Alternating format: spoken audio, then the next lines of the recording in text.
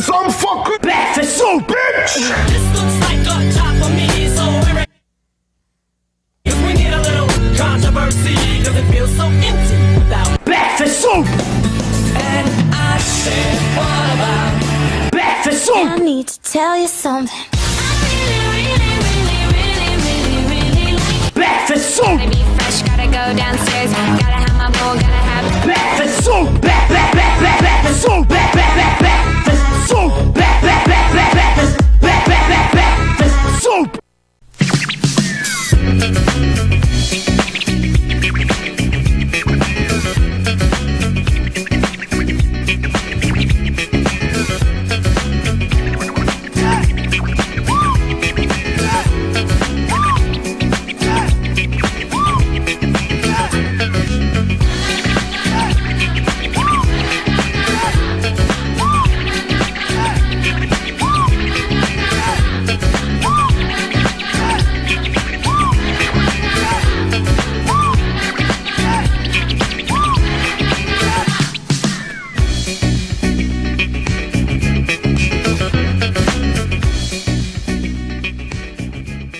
What's going on, everybody? It is June 13th, 2020. I believe this is episode 108 of Breakfast Soup. We are here live about 5:12 p.m. Eastern Standard on a Saturday evening. I am Don Tony, and he is Anthony Missionary Thomas. Hold on, everyone. not too much. You know, just trying to keep sane with everything that's going on in this world between COVID and all the unrest, the racial tensions, the protests, just everything, the power grab that our governments are trying to do federally and locally. I tell you, man, it's not easy. It's not easy. And I'm privileged enough to actually be able to work and still gather a little bit of an income. But man, I see people every day, for whatever reasons, just cracking. And I don't know if you're aware of it, but 2 weeks from this past Thursday, I'm going away for 5 days, getting the fuck out of New York. If it wasn't for my parents still living on this earth, I would already be looking into moving out of New York State, man. Yeah, sure. Yeah. I mean, you are the central hub of a lot of this shit. So, you know. Yeah, it's, look, even when it was Kev's birthday and I went down to Rockaway to see my parents, I never in a million years ever expected to have that such an uneasy feeling that, 4 blocks away, there were people from Rockaway spray painting on people's cars and, just trying to start stuff. And then you go on social media, and if you do a real deep search, you got provocateurs from all different areas. Oh, let's go to Howard Beach. Let's go to Maspeth. Let's go to Fresh Meadows. Let's go here. Let's go there. Because what they're doing is they're Googling the history of racial unrest in different neighborhoods. And they're seeing things that happened in the 60s, the 70s, the 80s, and they want to use that as a reason to go into other areas. And, some are peaceful protests, absolutely, but there's some that just want to fuck with people. And it's just such an uneasy feeling, having my father say, park your car behind this fence in case they come by with spray paint or bats or this and that. And then, as you're trying to sleep in the middle of the night, you hear little noises and you wake up and you look around. And because it's right on the beach, people come by, they just, put their dogs on the beach, they go for a little walk, and every person you see, you get paranoid thinking that something is up, man. It's not fun. It's not fun. And I can only imagine those, especially black, that, just driving and having that uneasy feeling almost every day, like, am I going to be pulled over? Am I going to be accused of this? Am I going to be labeled for this? It just, it sucks. And, I mentioned this yesterday. I don't know if you were ever a fan of Live PD, but they canceled that show. I could understand Cops because of the theme, bad boys, what you gonna do? Like making the cops look like bad boys. But I always thought live PD was very transparent. You had blacks that are cops, women that are cops. You see cops helping people. You see white and black getting arrested. And now I figured it out, that we want the cameras in the faces of all the bad cops. But media and entertainment and news do not want the cameras in front of the good cops. And that just spells more unrest, more uneasiness. And here comes the New York, Pennsylvania, Chicago, all these others, and they think, oh, we're going to sign this transparency law. We're not going to allow chokeholds. We're not going to allow this. As far as I know, you already did not allow murder, and yet people of color still get murdered. So it's almost like, let's make the cops, and I'm pissed off at the cops already, but let's make them look like the worst of the fucking worst. So when the governors come in and they rescue the world, and I fucking hate it right now. I hate everything that's going on right now. You're not pro ACAB, are you? What's ACAB? All cops are bad? No. Look, I've been saying this consistently since I was a kid. There are bad cops, very small number. There are bad white people. Very small number. There are bad black people, very small number. There are bad people in the military, very small number. There are bad in every walk of life. The problem is the difference between, bad firefighters, bad whites, bad blacks, bad others, is that most of us don't have a gun and have a license to not only sometimes kill, but, and this is something that I've truthfully believed for decades, is that we have a lot of cops that are pussies. We have a lot of humans that are pussies. I mean, I'm sure you know people that if they walked into a bar right now and got into a fist fight with someone, they would be fearing for their lives. Getting punched in the face is not life-threatening.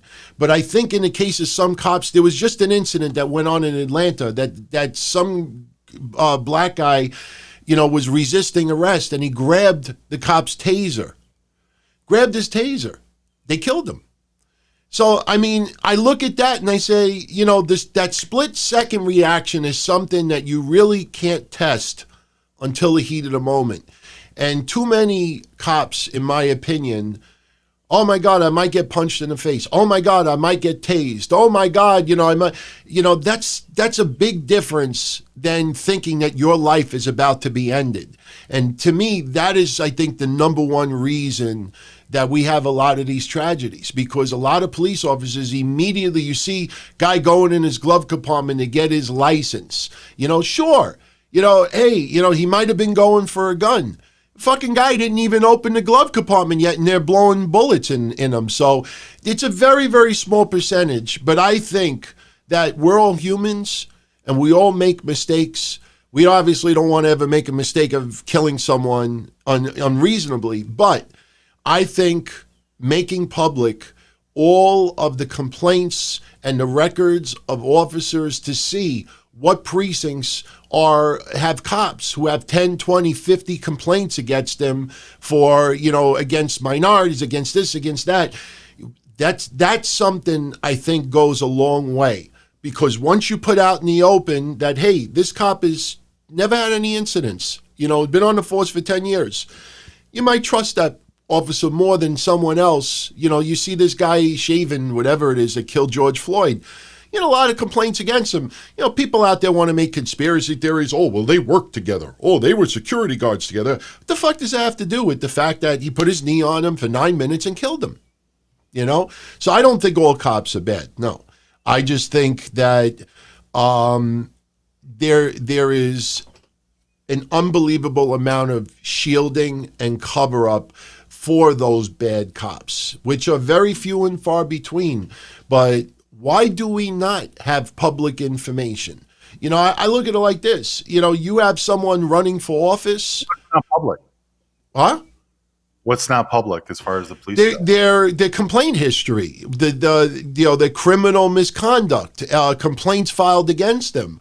A lot of police officers, they're in unions, so the unions protect that privacy. You run for office, they know everything about you. You go for a job, they do a criminal background check. You do all of these other things, and we have to be exposed to everything that we do. But with a police officer, he could have 10, 20, 30 complaints on his record, and it's never made public. Right. So that's my problem. So you think that the complaints for the police should be a public thing, that their personal work history and everything else should be made public? I'm just curious. Is that what's going to help? Yeah. Okay. Yeah, I think that transparency, look, if you have nothing to hide, you feel that you're a good fucking police officer. I don't even think it's a hiding thing. I don't know. I mean, I understand where you're coming from, but I don't believe that they've been purposely hiding people's complaint, lists or lists of pros and negatives in the workforce. I just don't think it's ever become a subject before now. That's all I think. And it should have been a subject. I necessarily think that the police are, this government institution is trying to openly hide what they do. I mean, especially when you consider that they're civil servants. Right. I do agree with you when you're saying that there are bad police. Of course there are. I've run into both. I've run into police that, harassed me because of my stepdad going to jail. I literally had a cop for years that would stop by and pretty much bust my balls. And wherever the fuck I was, he would bust my balls. He would purposely go out of his way to embarrass me or fucking, he didn't ever strike me. I've been hit by cops before. He never struck me, but he made sure to make my life as much of a pain in the ass as possible, because he hated my old man. And but I've also had police that have went out of their way to protect me. I've had police that immediately took my side, even when it looked like I should have been in trouble. And they could tell the difference between who was full of shit and who was being honest. My PO was a fucking saint walking on water. He took care of me so well. And I'm talking about shit that happened way in my youth. So I've seen both sides. I've seen the shitty cops, and I've seen and I mean, without blowing up the spot too much, the shitty cop was a Latin guy, and the great cops were Irish and a German guy. So I mean, it's been split down the middle for me for years. I mean, instances and stuff like that. But at no point did I think, I should ever have access to their personal public records. But I think that, you might be onto something. That might be a way that the public can interact and find out more about the police that are even in their local area. But the problem with that, though, too, is even if you look at some of the riots, and I think I was telling you about this, too.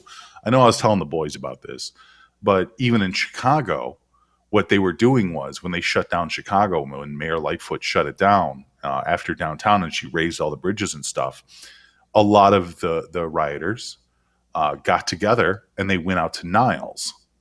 And the Niles area, the North Side area, so people that are familiar with Chicago know what I'm talking about.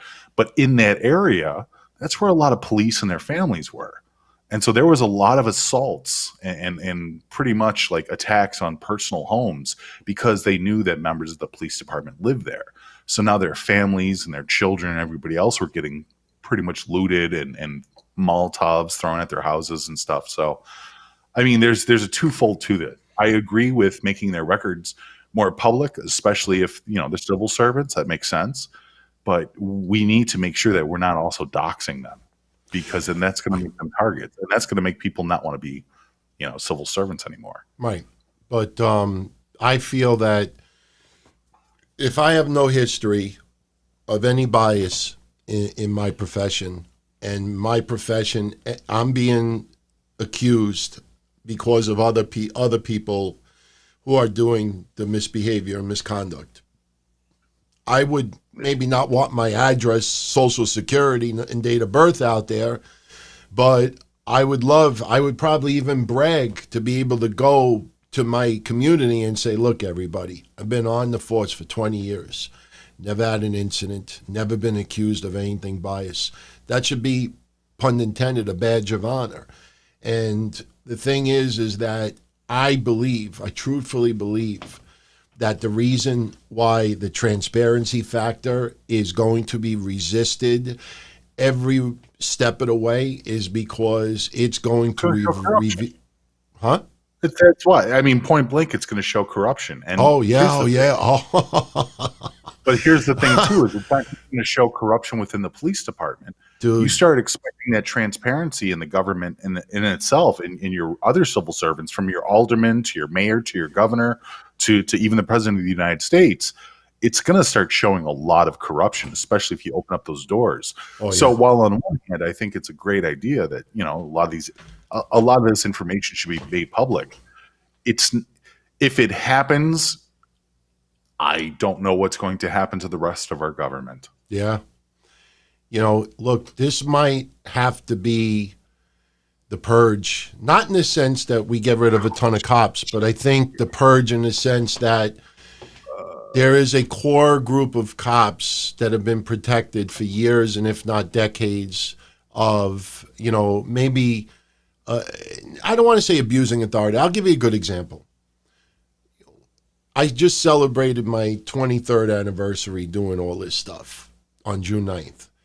And as recent as 10 years ago, there's certain words that I used to say that I would never say again. F word, I would never say again. It was part of intros back then. Kev, you know, don't get the gay Goldberg tattoo. You know, in your head, you greaseball F's, you know, there's some terminology we don't use anymore because you learn, you grow, you adapt, you evolve, you know, things change. And there's some officers that still have that mentality of 10, 20, 30 years ago where something might have been acceptable 20 years ago is no longer acceptable now. And I think that, you know, look, cops that, you know, you say the average age of a new cop is 25, let's say. So 40 years ago, they'd be 65 now. Chances are they're no longer cops. They might be retired security guards, but they're no longer cops. So we're talking about cops that have been on the force since the 80s, the 90s, the 2000s. So at least you're not, you know, revealing cops that were officers in the 60s and the 70s. I don't think it's going to be as gigantic of a problem, but I think that there's a lot of precincts with veteran cops that have some really shady track records, and they are going to do everything possible to protect them. Did you have a train whistle hit you? No. Okay, never mind then. Sorry, I heard a train whistle. And I wasn't really? Sure if that was. I hope that's not like civil unrest in your area because you were telling me earlier. I thought it was on your end. No, because I thought I heard it through the headphones. Okay, no, never mind. Sorry. No, that's all right. Hey, you know, before we go any further, before it like lets out any more air, a little happy birthday to Aaron. You know, Aaron, that everybody that loves his questions. You know, I just took one of my birthday balloons and blew it up, and you know, unfortunately, they're held with like clips, and I noticed like little by little the air is coming out of the balloon. So you know, see, happy birthday. Figured I'd throw that out there. So. Yeah, Jinx said he heard the train as well. You know what I think it was? Oh, I know what it was. It sounded like a train. I have my phone hooked up right now. And the reason why the phone that's hooked up is this.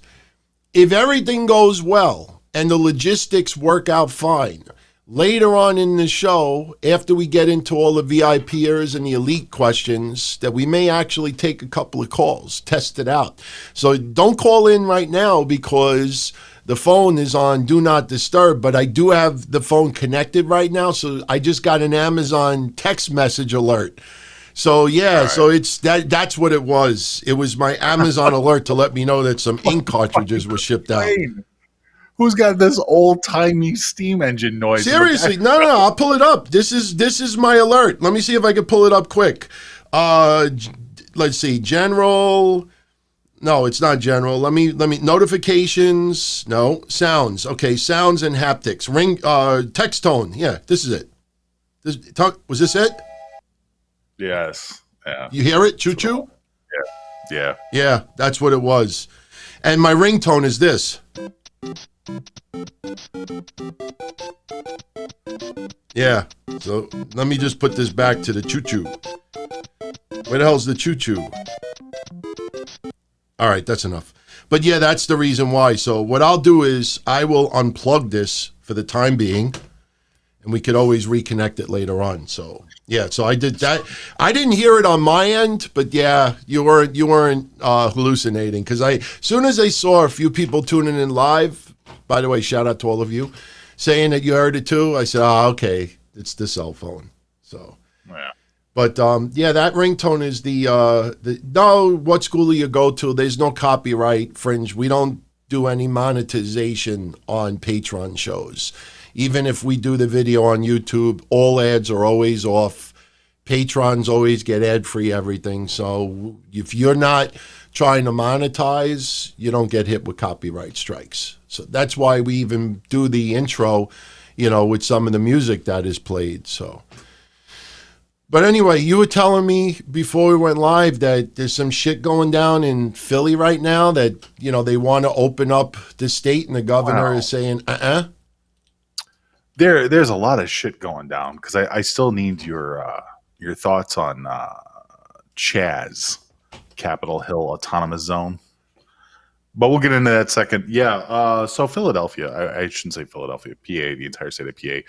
Apparently on Tuesday, some law was passed by other rule makers saying that pretty much the state of PA will be open. And Governor Wolf flipped out about it, basically saying that anybody who voted for this, he's going to try and sue them. And he said that he is not opening up the state.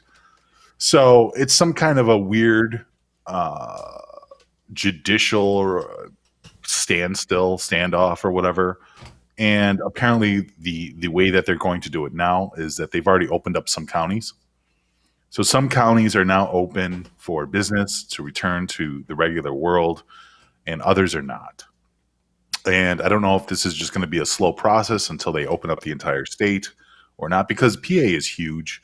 And there are definitely areas of PA, especially when you get much further out from Pittsburgh and when you get out much further from Philadelphia, that it's just so rural that there's not even foot traffic in some areas. You know what I mean? Or, I mean, there is, but there isn't. Because, I mean, I've driven through PA like about 6-7 times now, through the entire state. And I can tell you there are some areas that are just, that feel like they're untouched by man. They're beautiful. They're very, segregated off from city life, from urban life. But it's just a weird, it's a weird thing to see when your state is literally fighting itself on what the future holds. I think this is also piggybacking off of what happened in New Jersey too. Obviously, the governor of New Jersey kind of overturned everything, and the state is now open, and New Jersey still has so many COVID cases. I think even more so than the entirety of like Philadelphia. So I don't know. It's scary when you think about it like that. Yeah. But yeah, that's what they're in the middle of right now. But more interesting is, and I proposed this earlier, and I was talking about it earlier on Frank and Gus, but instead of the Capitol Hill Autonomous Zone, what do you think of the Mountain Island Sex Hotel? I think I like the Mish. I like the Mish. I like that. We're gonna go to the Mish. I tell you, this Chaz thing is a disaster waiting to happen. I get a kick. What is it? The biker clubs, the Hells Angels, the Mongols, and other biker clubs have now got together, and they're apparently going to be there by probably right about now. They're showing up probably right about now, and considering that the Antifa are armed with M16s, this is going to be interesting. And by interesting, I mean probably very bloody, because the police are not taking down Chaz. They're not going after Chaz. The governor of Washington is pretending it doesn't exist. Like because they're very pro liberal, and they're pro liberal rights to the point where they're allowing these people to have a segregated part of the United States, an insurgency, basically a terrorist insurgency. They're allowing this to happen. And so I'm wondering, I mean, I can only assume and allege why the fucking Hells Angels and the Mongols and other biker clubs are going there. But if the police can't do anything and the state's not doing anything and the military's not doing anything, I think it's really wild that somebody rang them up and said, hey, take these assholes out. It's like the mafia. It's like the old days of the mafia. We don't call the cops. We call, the mafia. Right.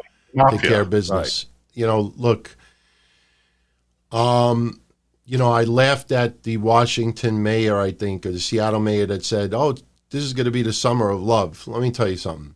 I remember the summer of love. Some people remember the summer of punk, but the summer of love was 1988. And I was so jealous of my UK friends. And in 1988, it was very, very hard to have any friends in other countries because you didn't have social media or the internet or anything like that. It was basically pen pals. You talk to people here and there through letters for the most part. Very rare did you ever get a chance to call people, but you saw it on the news. I saw it in the papers. When everybody, there was, you go on YouTube, they think there is a little documentary called Summer of Love talking about 1988 with the unrest with the UK and the government. But they also, what all of the young people would do with house music, and especially ecstasy became a big deal in 88, more than anything else, ecstasy. And what they would do is they would rent these giant warehouses or these giant fields, and they would have these house parties that would have 20, 30, 40,000 in attendance. And, but here's the difference. They actually rented it. They actually set up rides. They actually took precaution. They actually got permission from the towns to hold those 3-day house parties. And it was just nothing but love. Crazy ecstasy, obviously, a lot of sex going on, a lot of poverty, a lot of body odor. But the point is that thousands, tens of thousands of young adults would get together and just try to love life without authority or any for that weekend, and that was the summer of love. All right, these people did not rent out those 6 blocks in Seattle. They're just basically saying, fuck you, government. We take what we want. We want this. We want that. We want this. Gimme, gimme, gimme, gimme, gimme. And the funny thing about it is that if any of those pussies were walking down the street late at night in that area and they were about to get mugged or get hit with baseball bats from this fucking, the bikers, who's the first person they would call? They called 911. I saw that video of a couple of teens that were spitting on the cops, hating the cops, fucking with the cops, and then they threw something at somebody's vehicle. A guy came out with a baseball bat. You hear one of these people saying, call the cops. The same cops that they're throwing bricks at and spitting on, we hate you. The first words out of their mouths, call 911. So this is not going to end pretty. Well, I mean, it's funny, too, because Chaz is let's think about it. It's Antifa, who's against the police state, forming their own police state. I mean, we're not going to talk about the hypocrisy and the irony of what they're doing there. They're against the police, yet they have armed guards. I mean, and they're doing crazy things inside there. I don't know if you saw some of the videos, but there was amazing games of dodgeball. I thought that was really cool. And then they sat around and they were watching movies on their little projector screen of horrible things that are happening on TV. And they're also teaching people how to garden with a cardboard box in the middle of the park. That was nice. A couple of flowers that they planted there for people to eat later on in about 6 to 10 months. Yeah. They want to live life like farm animals. They don't have to pay taxes. They don't have to worry about anybody else. Just feed me. Just give me my vitamins, my medicine. Give me a place to shelter when it's raining and snowing out. Treat me like a farm animal. Well, I'm Fuck glad me like a farm animal. The original idea when I was talking about this about 4 or 5 days ago when I first saw it, the idea was that they had a lot of people that were kidnapped there. All the people that were in the area that they claimed, didn't have the freedom to leave. So apparently now they have the freedom to leave. I guess a lot of the people in the area left, but you give it about a week. You give it about a week when you miss all the amenities, you miss certain things, and you run out of certain things. You see how quick people start leaving. Sure. Unfortunately, there is a core group of people out there that want everything free, don't want to work for none of it, don't want to be held back by authority. It reminds me of when I was like 19 years old, when I first wanted to move out of my house and I got a studio apartment in Maspeth. I lasted about 3 weeks. You don't want your parents telling you what to do anymore. You don't want fucking cops or authority telling you you can't do this, you can't do that. You just want absolute freedom. Unfortunately, there is no such thing in this world, absolute freedom. And basically, they don't want to live by the laws of the country that they're in. So instead of getting out of that country and going somewhere else, they won't go anywhere else because they know that the United States is probably the only area that will allow them to do this for even a couple of weeks. Let them get this out of the system. Let them feel it. It's almost like when someone is growing up and the parents let them move into the basement. They did that. My parents did that with me. Let me move into the basement. I didn't have any extra freedoms, but that privacy, I felt almost I was pretending that I had my own apartment. You have, you always want to have your friends over. You're really young, so your parents let you have a couple of friends over to stay overnight, and they allow you to pitch a tent in the yard. You know what I mean? Right. So it's like you're pretending you're camping, you're pretending you're away from everyone, you're pretending that you're living off the love of the land. Then 9 hours later, it's time to take a shower, eat cereal, and go to school. You know what I mean? So this is their form of pretend. It gets dangerous because as the days go by and this is allowed more, you got people in other areas of the United States going, I want that. I want that. I want that. Yeah. So they're going to try to go to certain areas, and it's not going to end pretty. This is pretend. This is pretend. You can't just take 6 blocks. It's not going to be pretend in a few hours when those biker clubs show up. This is, I guarantee you it's going to be ugly. Look, I said this earlier. I fucking despise de Blasio, and I'm not a fan of Cuomo at all. Yeah. And there's a clip floating around social media right now of St. Mark's Place in New York. You look at that, you will see hundreds of young adults standing in front of bars, a lot of them without masks, no social distancing whatsoever, hundreds. And Cuomo actually went on that post and said, don't make me go there. Right. And I had to comment. I mean, nobody's going to respond to it, but hopefully it just goes across his eyes. And this is my mentality. When you hear the uptick in Florida and you hear the uptick in cases, COVID cases, other places, it's not that we opened up too early, but this is the deal. I believe to this day, the reason why you have Chaz, the reason why you had more people at protests than was expected. Of course, we all want peace and everybody treated equally. But when you can't go back to work, when you can't go back to school, when you're forced to stay home 2, 3, 4 fucking months, you want to do something. Oh my God, let's just drive on the highway. 2, 3 weeks ago, I said to my guy, let's just take a ride on the highway. And do what? I said, let's just take a drive. She's like, why do you want to do that? I said, I need to feel like there's some normalcy. So I think a lot of people get together in droves because they have their freedom taken away as much as they have. So the thing with Cuomo is that if this is a jar of cookies, and I've used this analogy before, when I was a kid, this jar of cookies is on my dining room table. The cookies could be there every single day, and I don't pay attention to it at all. But the minute my mother says to me, Anthony, don't eat any of the cookies. You got to have your dinner first.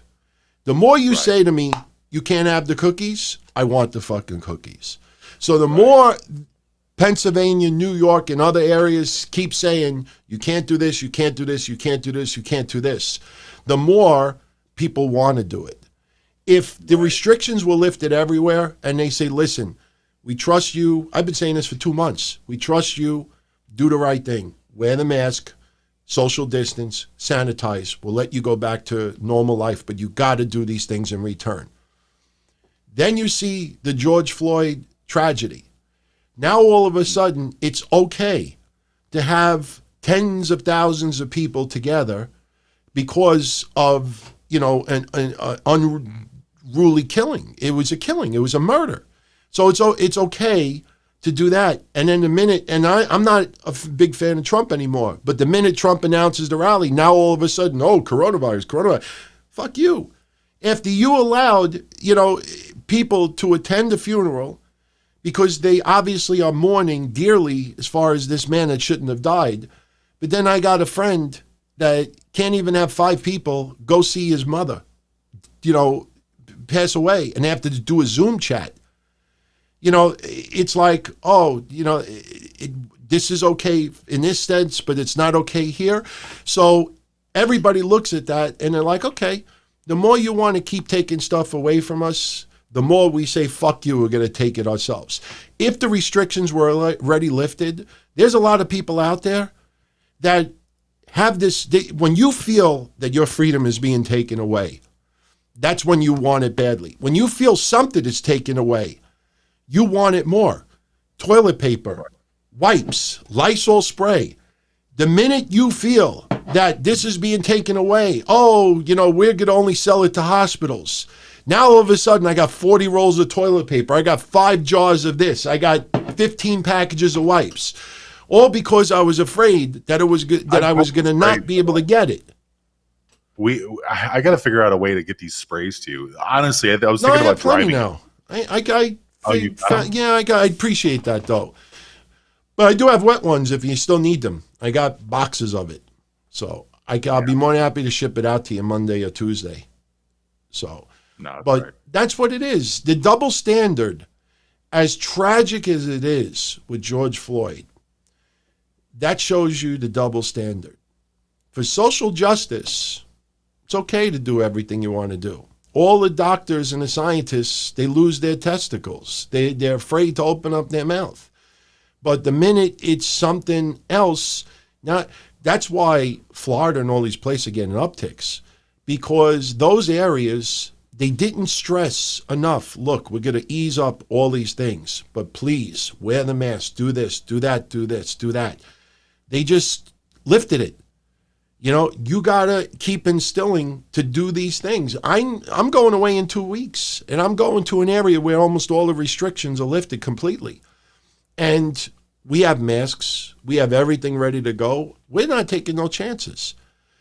So the more you take away from people, the more they want, even if they don't need it. If I never thought there was going to be a shortage of this, I would only have 1 can in my house right now, maybe 2 at the most. But I have 5 or 6 because I'm afraid, what if I can't get it? So everything that's going on, simply because you're taking away freedoms of people. And they're now going into business for themselves.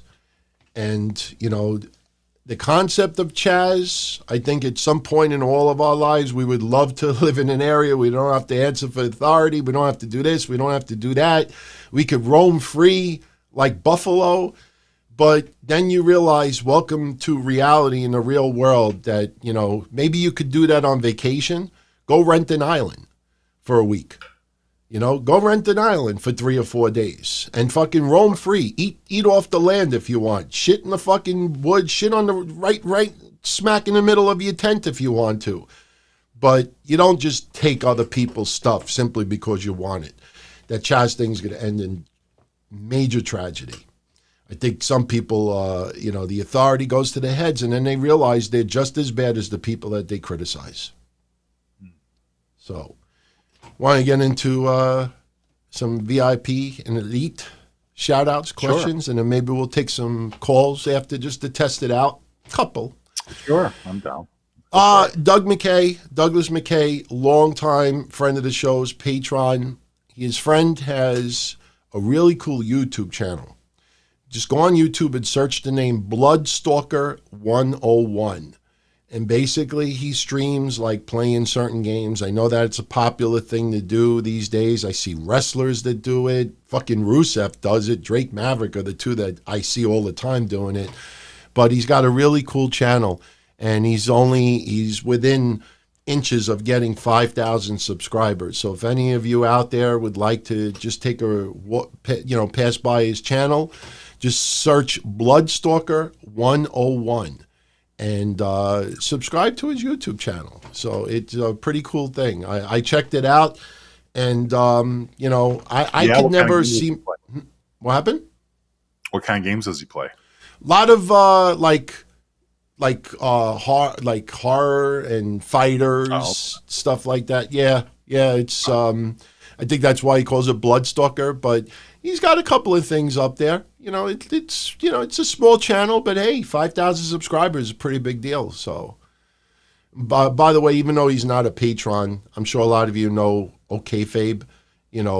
Connor. He's been battling some issues with depression, and he no longer does a wrestling podcast. I am definitely going to be doing a show with him soon, talking about, like some of the struggles that he's going through and everything. But today's his birthday. So if any of you out there do follow him on Twitter, send him a little birthday shout out. I know he would really appreciate it. I got to be honest with you, Mish, it's a little depressing when you go on social media and you could complain about something and get 100 people to respond. And then you got someone who's battling depression and you just say, hey, everybody, go wish him a happy birthday, and only 5 people answer.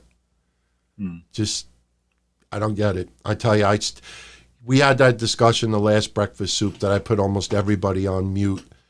And as soon as you convinced me to unmute everyone, as soon as I unmuted it, I'm greeted with people posting how disgusting some of the things are going on with the riots, and then they're reposting murders and reposting people getting their heads blown off. And I'm like, this is what I'm greeted with. And you're not muted right now. I'll make that clear. Well, I didn't say that the world was going to be better if you unmute things. No, I know, but I'm reminded of why I muted a lot of people out there. So I didn't mute as many as before. But anybody that really gives me a vibe of negativity with no positivity in it, some jokes here and there, I just muted them back because I just don't need to feel any more down. I mean, we're all going through things on different levels, but there's some people out there that just hate the world, hate wrestling, hate this, hate that, but can't get it out of their mouths. If you hate it that much, go fucking watch auto racing. Go do something else. I've never in a million years, and I even mentioned this last night, if you look at every other sport, and every other form of entertainment out there, you don't see the level of people just hating on something. There's a difference. Like you, JD, Joey, John, a few others, you want to see wrestling a lot better than what it is. There's some people out there that just are way over the brink, that just hate it. And you look at baseball, football, hockey, music, you go through every other genre, and I don't see that widespread hate. If you don't like fucking badminton, don't pay attention to it. But that need to have people talk to you, because you realize that 99% of the people that are talking to you are talking about the subject that you despise. So do you be true to yourself and enjoy the things that you like and talk about the things that you like? Or do you just keep miserable and keep talking about something that makes you so miserable simply because that's the only thing that gets you attention? And I had to mute a lot of people because of that, to be honest with you. So just talking about taking the air out of the balloon with a lot of things. Just some very grumpy people out there. But Joe Punches, He's seen a lot of people outspoken about the whole situation with WWE using Jeff Hardy's past problems in a feud with Sheamus. So his question to us, you and I, us sexy some bitches, what storylines from the past used in real life situations was some of the best used and some of the worst? Well, one of the worst was because of the way it paid off was Jericho versus CM Punk. Actually, CM Punk is both of them, but I'll get into that in a second. It was so cornball and cheesy with the alcohol, and they forced him to drink. I was just kind of like, meh. I'm like, look, everybody wanted to see CM Punk and Jericho go at it. I mean, it was a great feud. It was a great match, you know. But the actual, just admit it, you know, like just fuck out of here. You know, it was horrible. But one of the best ones, though, even involving obviously the same person, was CM Punk versus Raven back in the day on the Indies, when they got into his father and they got into the reason why he's straight edge and everything else like that. And then Raven, obviously being a guy who was very proud of like all the drinking and drugging that he's done, and CM Punk turning around going, I want to beat your ass because you remind me of my father. And it was just some great shit. They fought in the US, they fought in the UK, they were all over the place. Here's I Super apologize Mario. about the ringtone. I have a customer who called me 4 fucking times on a Saturday okay. at 6 o'clock at night. Just so you know. I Unbelievable. thought that was the message to hurry it the fuck up. I'm like, no. There's a customer calling me repeatedly. Instead of just sending me one text message so I could get back to him later, I go through this all week. I actually bought another burner phone that I'm little by little telling all my customers, you call that phone from now on. I don't like my personal phone getting blown up, especially late at night or weekends or holidays. No. So hopefully this person gets the message, leave me alone. But the Raven CM Punk storyline, that was awesome. Oh, I love that. I think that's actually my favorite one of all time. Obviously, because it goes into depth on why CM Punk is the way he is, you know, the character. And it also really revitalized Raven's career there for a minute, you know, and he took that with him through TNA and a few other places. But I really loved it because Raven had brilliant promos, you know, just skating promos against Punk and vice versa. And it was such a good back and forth feud. They complemented each other so well in the ring. It's not something, and surprisingly, it's not something you can just find anymore. You know, this was something in the mid 2000s that was amazing. That was in ROH. It was in, I think it was FWA overseas. You know, like it was a little bit of everywhere, but there is no actual compilation of all those promos and matches. They just had them in different indie feds, and it was just great. I enjoyed Matt Hardy and Edge, even though a lot of it was agreed to make it into storyline. But having Matt call in to bite this and confronting Lita, I thought was fucking great. Even though, you know, he had a little storyline twisted to that. Oh yeah, that was amazing because Matt Hardy went so far as to bringing it into real life because he had his own internet forums, which shut down immediately about the whole Matt Hardy stuff. Yeah. Love that. What was the character that he created? He created version 1. No, it was like One-Winged Angel or something like that. The One-Winged Angel. He created a character like when he came in as Matt Hardy back. I thought that was Raw. Jeff. No, Matt Hardy had a creation. I forgot what it was called, but he put himself back up in goth makeup and like the whole bit. And he started cutting these promos in the middle of a cemetery in black and white. Yeah, this was during the whole Lita breakup. I got to go revisit that because I don't remember that aspect, but I remember, you know, when he was, you know, going to go on the indies and do all this stuff and then WWE, because he got fired, you know, during this whole thing. And, you know, WWE's very lucky we didn't have Twitter, you know, banging, you know, back then like it is now. Because we had MySpace. We had MySpace and forums. Believe me, he was blowing. It was interesting, but I think social media now is such a cornerstone of so many people's lives that, you know, just the way things just go viral. I mean, the Matt Hardy stuff went viral to a certain extent back then, but the fact that they allowed Edge and Matt Hardy to actually go at it in the ring was pretty fucking interesting. But that, in a lot of ways, catapulted Edge's career. Angelic Diablo. Angelic Diablo. Okay. All right. Yes. All right. Okay. Sorry, I just throw that in there. Road Warrior Hawk. What they did with Hawk was just garbage. It really was not a complete play on his life, but just embarrassing him like that, I thought was horrible. Yeah, it was bad. Ric Flair airing his grievances to Bischoff. There was a lot of reality in that as well. When the Four Horsemen reunited in 1998. When you didn't like that? I loved it. I loved it. I thought I'm talking about just ones that come to mind, good and bad. Kurt Angle, Jeff Jarrett was the drizzling shits. Just making the whole thing with Karen Angle public was garbage. Oh, that was. Yeah, I mean, we've had some, reality, bro. Look, I'll keep saying it, man. I don't care who gets angry at it. Drake Maverick getting to keep his job, getting rehired, I think was a great fucking storyline. That started on Real Life. He really got released, and they brought him back. They had second thoughts. They did not realize that the wrestling world was going to get so much behind this guy. And my God, you want someone who visibly cried like that and just loves WWE and so passionate that he's willing to fucking do whatever it takes to keep his job. And he got the fans behind him. What more? That's the recipe, for having a job. Yeah. So those are a few that come to mind right off the bat.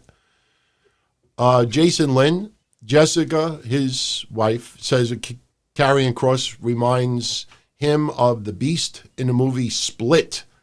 You think he gets that a lot? I don't think I've ever watched Split. I did a little search online to see who he was talking about. I don't know. I think maybe more on the physical aspect of it. I still think Karrion Kross and Scarlett are more like Natural Born Killers. Woody Harrelson and the other chick. That's Juliette Lewis. Wow. Yeah. I could see that. I could see that to a point. I think they're a little bit more gothic than that, though. Yeah. Honestly. Yeah, they're a little more monstrous than that. I'm actually genuinely surprised that she doesn't dye her hair black to fit with the motif, but maybe she doesn't have to. I don't know. I just look at them as they should be buddy with Aleister Black sooner than later. Yeah, that would be an interesting pairing. But Zelina Vega, just for some reason, maybe because she doesn't have that persona, I don't know if she would look kind of awkward in with that group as well. So I don't think they would ever acknowledge too much. Little hidden jokes here and there they've done. Oh, they're acknowledging relationships all over the place, right? Yeah, but on TV it's more of just on NXT with Keith Lee and Mia Yim and Candice and Gargano. Yeah, but Gargano and Candice LeRae, they have similar smug characters, so they fit like a glove. Mia Yim and Keith Lee, they don't have, they look like they click together. Aleister Black and Zelina Vega look like two totally different, sides of the spectrum, character-wise. Real life, they're just guy and a girl who love each other. So, speaking of Karrion Kross, Drew Yari wants to know, do we think putting Karrion Kross in the NXT title picture is rushing it a little too soon? It's a good way to start. I don't think that he's going to end up being champion right off the bat, but if you put him in that picture, then you kind of solidify where you expect him to end up. So even though I personally think that he's not going to get it the first time out, it's going to be a gauge of where people see his career going. You know what I mean? It's kind of like hot-shotting somebody, but with the intention of just getting their name out there first, as opposed to actually putting a strap on them and having them carry the company. Yeah. I personally think planting the seed was the way to go, but They don't have to make that seed sprout right now. They can go months, 2, 3, 4, 5 months, and then revisit that hourglass, or maybe every couple of weeks, just have have Scarlett show up with the hourglass and show a little bit more of the sand going down, a little bit more of the sand going down. Then maybe as you get closer towards WrestleMania time, maybe all the sand completely goes down. That's when Karrion Kross attacks Adam Cole. One thing I think is for certain, you feel like Adam Cole will be holding this belt for a while, because this wasn't just Scarlett letting Adam Cole, time is running out. This was letting Adam Cole know that time is running out. So it's not like you come out there with the hourglass and ultimately he faces a different NXT heavyweight champion. This was directed towards Adam Cole and the title, not just the title. So if Adam Cole loses the title, then the teaser really doesn't go anywhere, because Adam Cole is no longer in that picture. So the hourglass tells me that as long as they're sanding an hourglass, Adam Cole will still be champion. Something I don't think anybody thought about, to be honest with you. I don't think it's rushed. Planting the seed, testing the social media world to see how they react to it, I think that's the way they would go. But, as we're doing this, check this out. One of my customers is at a car dealer right now and actually wants me to change insurance on an old vehicle and a new vehicle right now, and I'm telling them no, Monday would be the earliest. Insurance, I'm just writing this quick. Insurance companies are closed to do any changes today, period. But you can get the information and we can have it switched first thing Monday morning, and then they could release the car to you right away, period. Send me all the info and I'll work on it tonight and tomorrow, period. Sorry about that.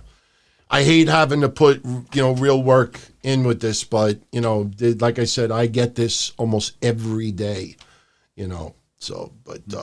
anyway, Chris Adams, if you could, I like this. I like them all, but if you could go to any match in the past and be live, front row, not just a match, but a pay-per-view, any event, wrestling-wise, and you could sit front row, what would be number one on your list?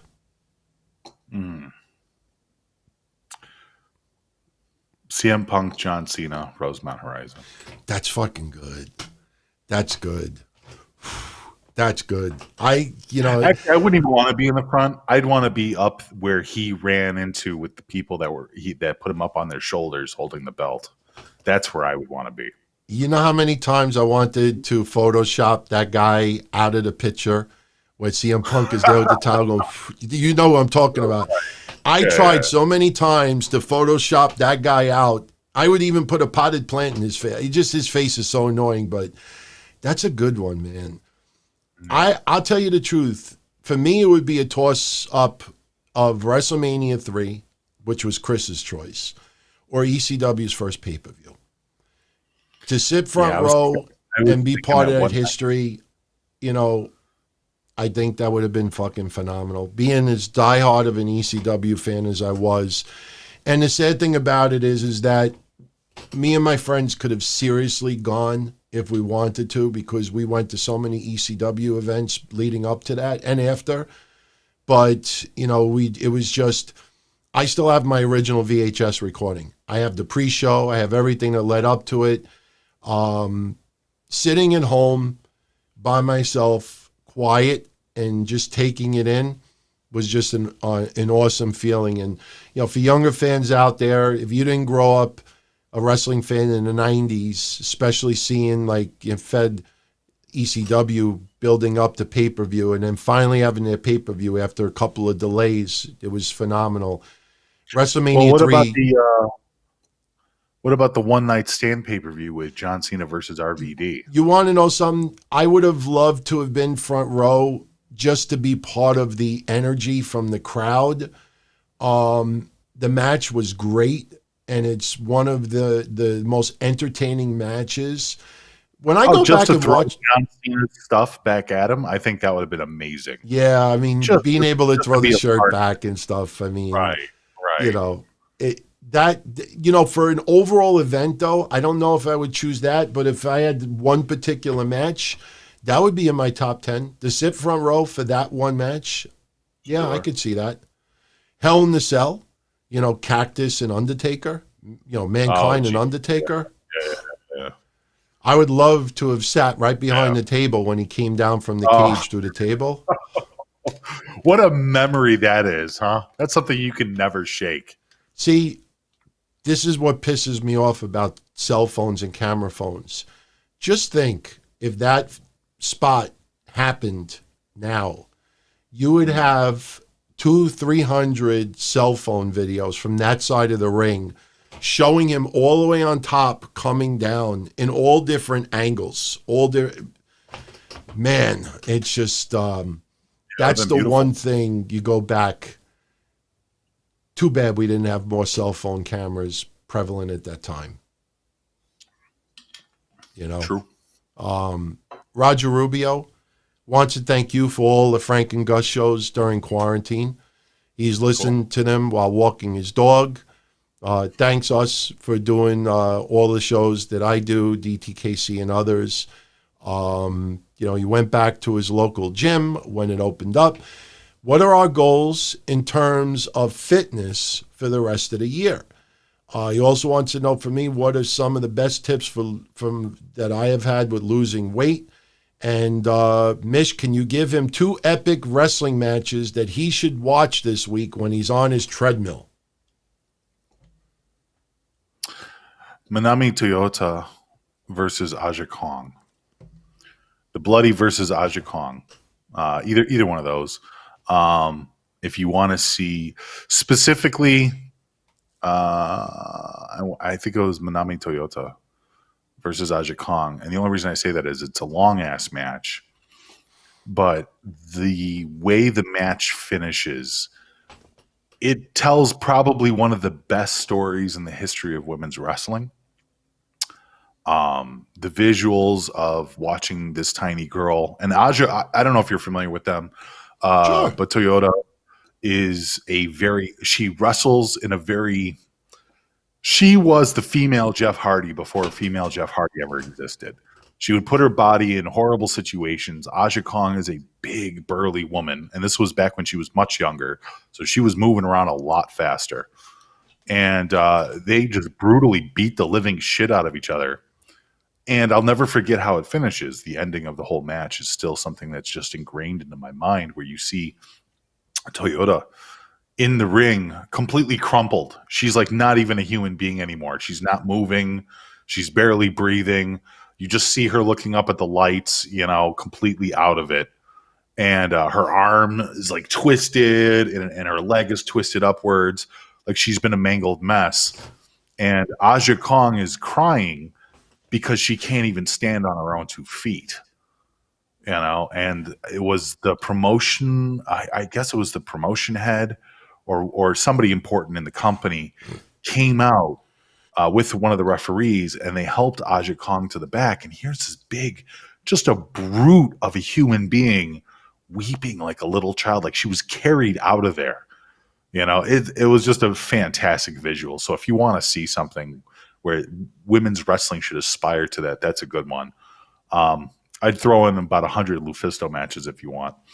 But another one, go back and if you want to see a good beating, which will also be on my SummerSlam list later on, John Cena versus Brock Lesnar. I believe that was, what year was that? I wrote it down, but 2014, where Brock basically just Manhandles him. brutalizes John Cena. I mean, if you're one of those people that was completely sick of the John Cena, of Super Cena, this was the answer to that. So after years and years, John Cena beat the guy on top no matter what. Even when he shouldn't have been on top, he was on top. Brock Lesnar versus John Cena, SummerSlam 2014, was an answered prayer for a lot of us. It was visceral. It created Suplex City. It was a dynamic match in which you finally believe that John Cena got his comeuppance. Yeah. You know, getting back to the question before. I would not want to have been at Over the Edge to see Owen fall to his death. That would be a tragic memory in my mind that I would not be able to get out of. Would not want to see that live. But no, I absolutely agree with you. John Cena versus Brock Lesnar, and I covered it on my show back then. That was something that it was time for that felt like that match was dedicated for everybody that was so sick of Cena. Like, we're going to throw you a bone and just let the ultimate fucking guy, which is Brock Lesnar, manhandle him. That Before, the funniest thing, too, is before anybody came out with the remix for Suplex City Bitch and all of that stuff and shows named Suplex City, the very minute that Suplex City was said, I had already made a mix and threw that into our intro for the same night that we were covering that pay-per-view. It was fucking amazing. So before anybody decided to put it in a song and everything else like that, I already fucking had it up there. I was the first. And I can walk away with that small little fact, whether people remember it or not. So, but yeah, anyways, continue. Okay. Speaking of SummerSlam, Trump's secret gay lover, almost echoing Roger, thanking us for our shows, your Frank and Gus. Wanted our top 5 SummerSlam matches of all time. You come up with any list? Yeah, number 1 was John Cena versus Brock Lesnar. That's on my list. That is the number 1 because it validated the way many people were just absolutely sick of Super Cena at this point. Mm-hmm. And so it was one of those few times where WWE allowed, their hero, their big match John, to look vulnerable. And looking vulnerable to Brock Lesnar made perfect sense. And it weighed out in the sense of, if this was a wrestling match and this was real, this is exactly how it would go down. John Cena would have no offense, and Brock Lesnar would just beat him until he couldn't fucking stand no more. And that's the way that a lot of fans feel about Brock Lesnar versus other people on the roster. And this was great. This was one of the perfect ones. I have a bunch on here. There's a couple that I put on there. Mr. Perfect versus Bret Hart, a absolute technical classic. That's on my list. I remember fondly as a kid, 1991. I loved Mr. Perfect back then way more than Bret Hart. I always loved how cocky he was and everything else like that. Fantastic match.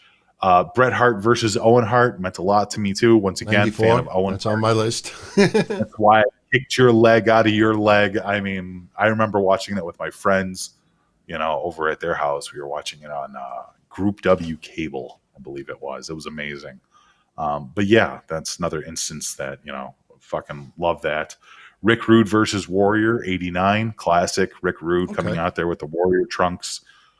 They had a fantastic feud that went on for months and months and months. This was even back when I was Is collecting. that when Warrior picked up Rude and Bobby Heenan held his leg, and then Rude got the Intercontinental Championship? Yes. Okay. This right. is the same one, right? Yeah. And this is also, back when the WWF magazine came out, too. So this was like, I was reading all these too as well in the magazines. And I don't know, for the top one, I think, or for one of the top ones, I guess, for the number 5, I'd have to put Shawn Michaels versus Razor Ramon IC for the ladder match for the. It's a classic. It's a classic, not only because it was like one of the first times that WWE used ladders, but those two were just amazing in that match, so. The other one that I have, and it was toss up, I was really unsure of which one to put on here. So I got a top 6, but Rock Triple H, the ladder match from SummerSlam 1998, because of the progression of The Rock in his career at the time, and Triple H as well. This was, right smack in the middle of when WWF was starting to really gain momentum in the Monday Night Wars. Loved that match very much. And I liked Bret Hart versus the British Bulldog for the IC title, SummerSlam 1992. That's a match I think sometimes that some people really overlook, but I enjoyed that match quite a bit. So those are two that I'll add to that. By the way, I forgot Brock to. was good too. Yeah. Oh, I didn't sure. throw that one in there. But 2013, Brock Lesnar and CM Punk. Even though Brock won over CM Punk, it was an amazing fucking beatdown. That was an awesome match The fact too. that CM Punk just refused to give up. I think that was amazing. Yeah. Yeah. Yeah. You really can't go wrong with any of the five. Top five. They're all there's some awesome matches in SummerSlam history. But Sure. Roger, earlier about the diet stuff, it's hard for me to say because, the keto diet, which I've mentioned many times in the past, you have to, physically get used to it, and it's not easy. The withdrawal that you go through from not eating carbohydrates, a lot of people cannot get through that. It's called keto flu. So the only thing I could say is if you just the overall diet tip, I think the game changer is no sugar and try to avoid as much grains as possible. There's this health guru, Vinny Tortorich, that I follow on social media, one of the few, and he has this thing called NSNG, no sugar, no grains, that you can have other things, but if you can eliminate like sugary sodas and sugar and ice creams and stuff like that, and you can eliminate as much starch as possible, I think those two, and you don't have to eliminate them immediately from the beginning, but you gradually start training your body that it doesn't need sugar and it doesn't. I haven't had anything with regular sugar in it in about 15 months. Not one regular soda, not one ice snow cone, not one Italian ice, birthday cake, no sugar at all. I have other things, that are close to it, but that would be the start. If you could gradually get off the sugar part of it, that would probably be a big deal. And plus, it helps with inflammation. It helps with other issues too. It's not just simply diet, but that's what I would say. But some rapid fire. Io Shirai or Hikaru Shida? Io Shirai. Yeah, I think that's more because of the caliber of opponents that Io Shirai can have compared to Hikaru Shida.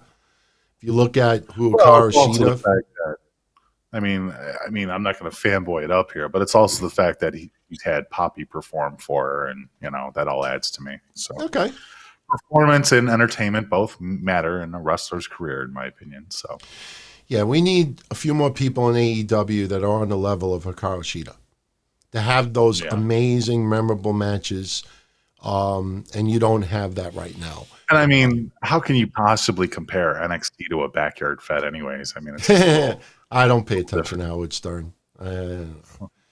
Kairi Sane or Rio? See, I'm not a huge fan of Kairi. I recognize her work. And Rio, this is literally like Hornswoggle or Marco stunt to me. I'll go with Kairi. I'll go with Kairi also.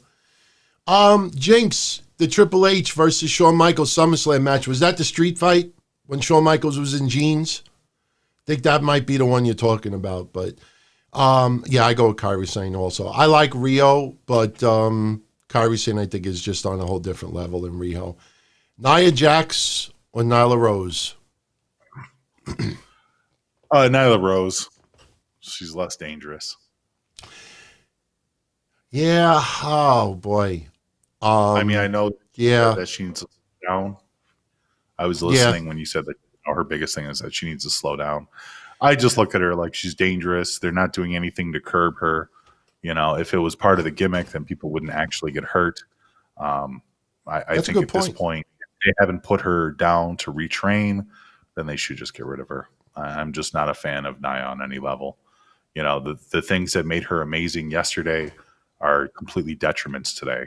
And as far as Nyla Rose goes, I haven't heard of anybody getting injured from Nyla. She's a big girl too, Britt Baker, they way they threw her into Britt Baker. It was kind of like a joint effort. So yeah, me and Joe and John discussed that too, and they faulted Britt Baker more on that one, which Oh, yeah. when they broke it down, it made more sense. So yeah. School, Tamina or Nia Jax? Tamina. Not even close. Wait. School? I don't have. Oh, that school one in on the here. chat. What school do you go Oh. to in the chat?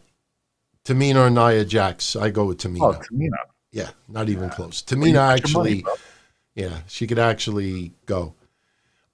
Did you see the? I don't know if you caught that, but I caught that before they deleted it. Yeah. Did you catch her new gimmick that she was supposed to go to? Yeah, I saw it. I talked about it on Monday's show that I asked someone that I trust behind the scenes why it was pulled, and I was told that WWE did not like the mental hospital part at the beginning of it. They don't want satirical of mental health. Anything with mental health is a no-no right now. And you know what? Stupid. That's kind of probably the reason why, if you people haven't noticed, why Io Shirai and Nikki Cross have tweaked their characters a little bit. You know, if you notice, Nikki Cross is more just fun-loving, lovable, my best friend. Alexi. She's not screaming like a fucking maniac and acting like a psycho bitch anymore. And Io Shirai, they tweaked her character a little bit too.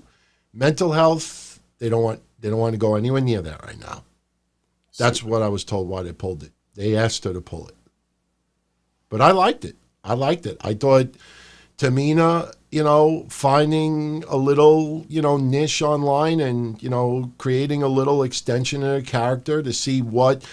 And look, with no live fans in attendance, the only audience you could really poll is social media. So doing the videos on social media, see what kind of reaction you get to it. Bingo. Very smart. Very smart. So goody, Dayhack. And if you notice, especially on YouTube, I don't do goody anymore because, I have come to realize, I know it sucks. I say it. I say everything straight out. But even though I mean no malicious harm, even though there's no hatred, and even there's no racism in my heart whatsoever, stereotyping certain people offends a lot of people. And it's funny because I could talk about Italians in my neighborhood. Hey, how you doing, Anthony? This is Tommy. And you know what's funny? This is great. It's not great, but it's great. One of my customers, this is fucking great. It's not great, but this is great. I don't know if that makes sense. I swear on my mother, I never in a million years ever thought that I would play this on this show. But this is where the stars align. When I do the stereotypes of people, when I talk about, people from India, I see interviews, I see people talking in the countries, I see the stereotypes, and it's like, goody, AEW, goody. Even though Tony Khan doesn't speak like that. But because you're stereotyping, it's a big no-no. Even though when I stereotype Italians, I do the same thing. Hey, how you doing, Anthony? This is Tommy. Hey, when are we getting together and taking care of that business? Like, everybody laughs at that, but when you do it towards certain people, get their balls in a bunch. So I stay away from that now. I don't really do it anymore. But as weird as this sounds, I have in my cell phone right now a voicemail from the guy Tommy that I always tribute when I do this satire. And unfortunately, he has died. He died last year of cancer. And, he was always the stereotypical person in my neighborhood when I do the impersonations. And because I have the phone here, in case we take some calls later, I actually have an old voicemail that I never deleted of him. Just whenever I tell stories, I try to always back it up with proof because there's so much lying on social media. So I'm going to share it with everybody right now, a little voicemail that this guy left me. He's now deceased, but you tell me if I was ever spot on with the impersonations. Good morning, Anthony. This is Thomas. Okay, Anthony, try to give a call when you get the message. Listen to him again. Good morning, Anthony. This is Thomas. Okay, Anthony, try to give a call when you get the message. Okay? yesterday was my last day on, radiation treatment. I'm not going to play anything else, but you hear the accent. Hey, Anthony, Right. this is Tommy. So, I finally get to play it.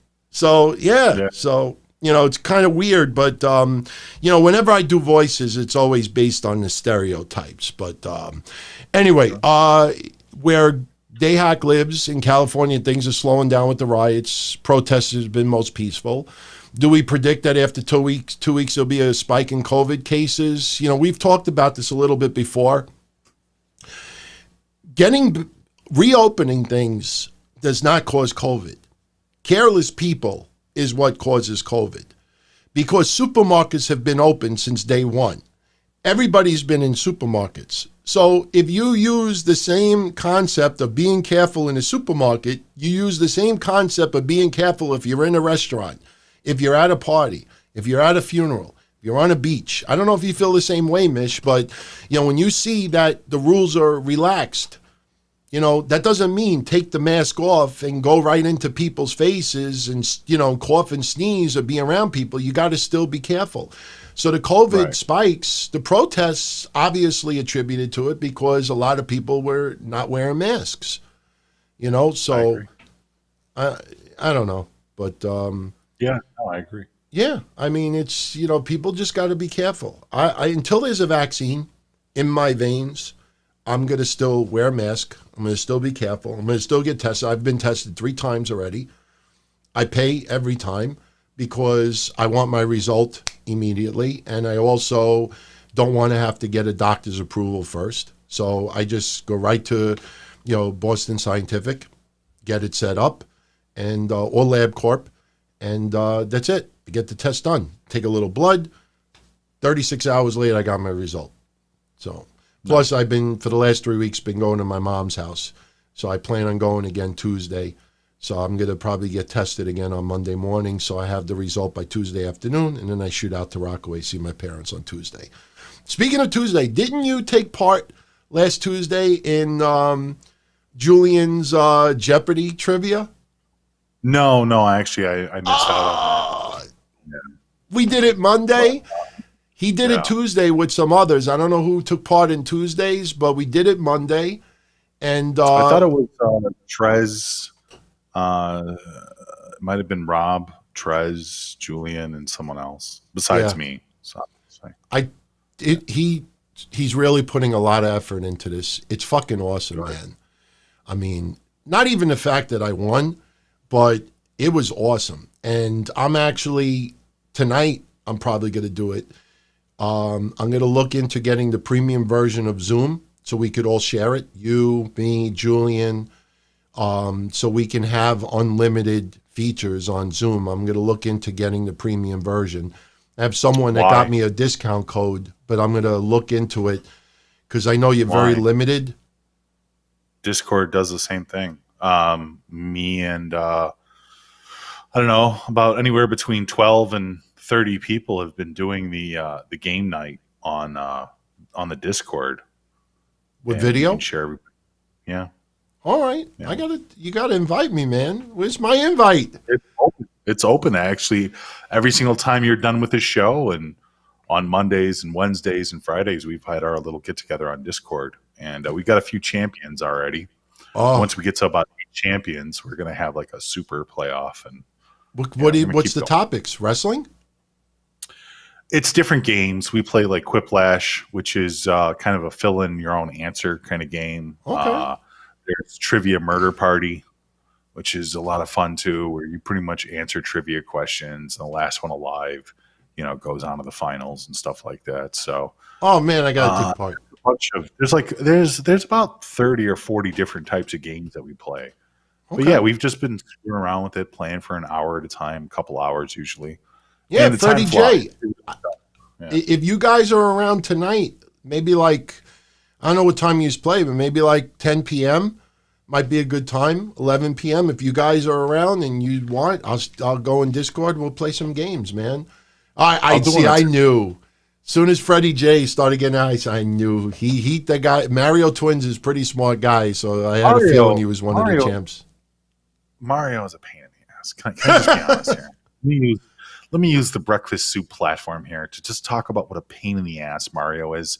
The first guy that usually has the answers in, the guy with the biggest score half the time, he's usually in first. What a ginormous pain in the ass Mario. And he's saying this is a compliment. So, look, I think that's probably why sometimes I kind of felt bad Monday, because when we went into the ECW Jeopardy, especially, see, and it was funny because I had no idea where Julian was going to go with the Jeopardy.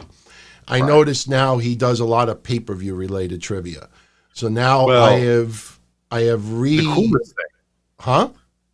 The coolest thing, I mean, before we finish off the game stuff, but the coolest thing about the game stuff that we're doing now too is I know Sean's working on it. I was working on it too a little bit, but we can come up with our own trivia questions that actually get inside of the game itself. So there's going to be a real nice presentation, and we can have like just multiples of our own personal, which affect obviously the shows and stuff that we talk about, questions, which could be fun. So I'm going to go check it out. But when I realized that Julian focused more on pay-per-views and names of pay-per-views, last week, I think it was Wednesday afternoon for a little while, I just reminded myself of every pay-per-view name from WCW and WWE. And so now, hopefully, I don't want to dominate too much, because then it ends up like Mario. If someone just wins handedly, then, those are the people that you might end up not being invited back. So, but no, dude, trust me. It's the games that we play aren't so intense on the level of like, oh God, I got to get the questions in. I got to get the answers. It's not like that. Let me just tell you that right now.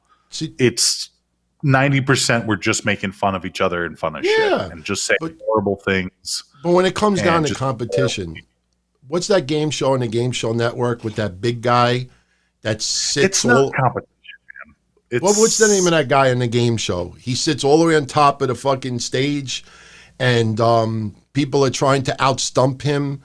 It's somebody out there definitely knows the name of the game. He's on the Game Show Network. Big fucking burly guy.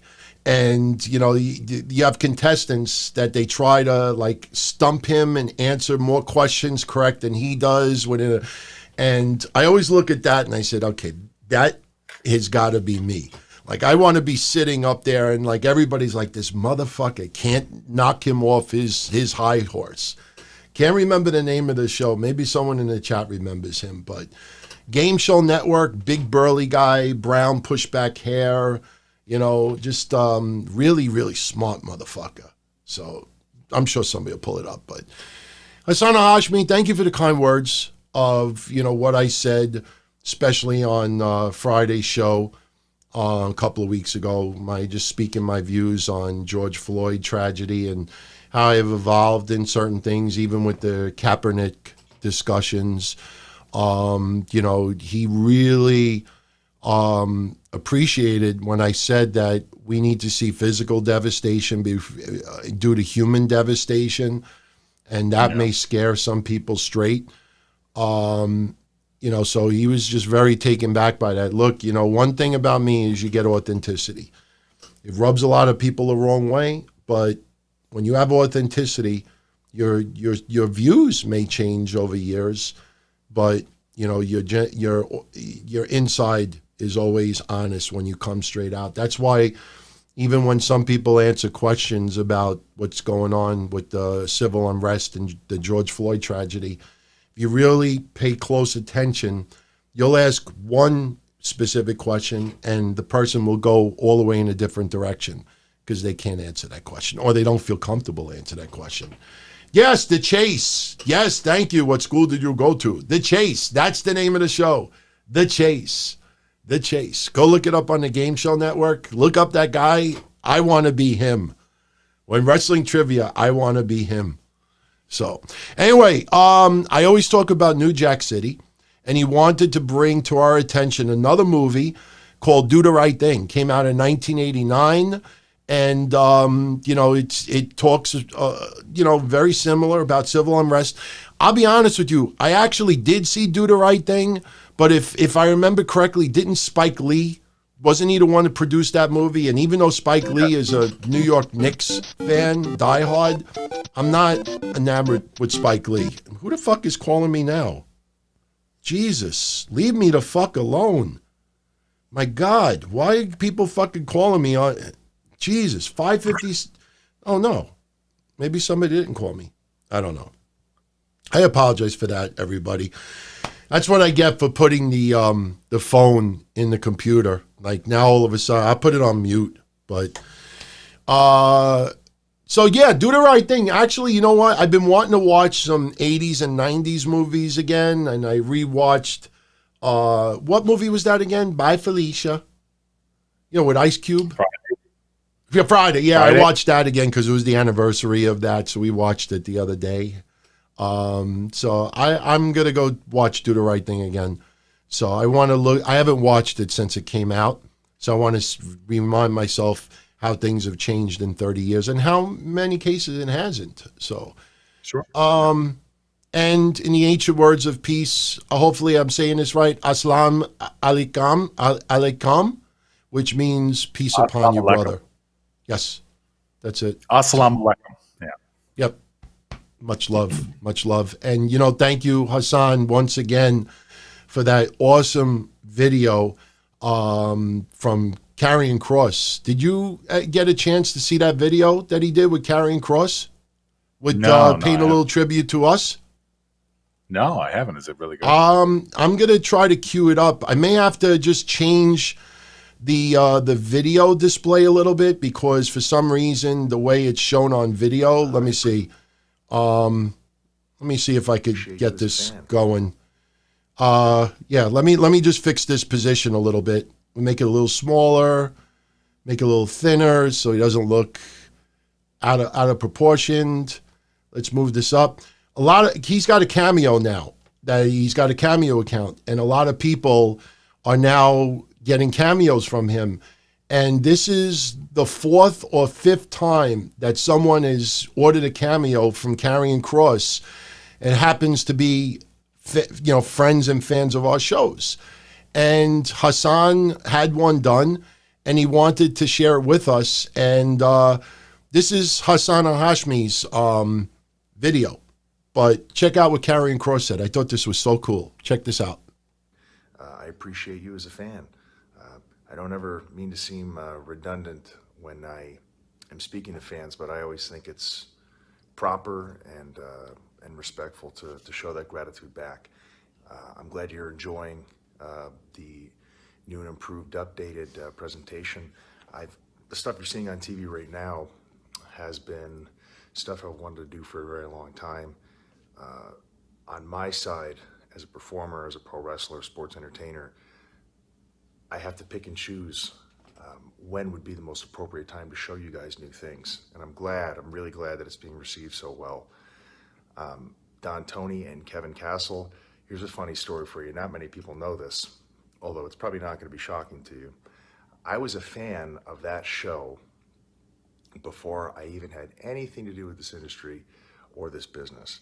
I used to listen to their show all the time, and I have to tell you, it was I've had a lot of surreal experiences, but probably one of the biggest ones was one day putting on the show and hearing them talk about me, because I mean I had been listening to them for like a very, very, very long time prior to being a form of discussion, so that was pretty weird, in a good way, obviously.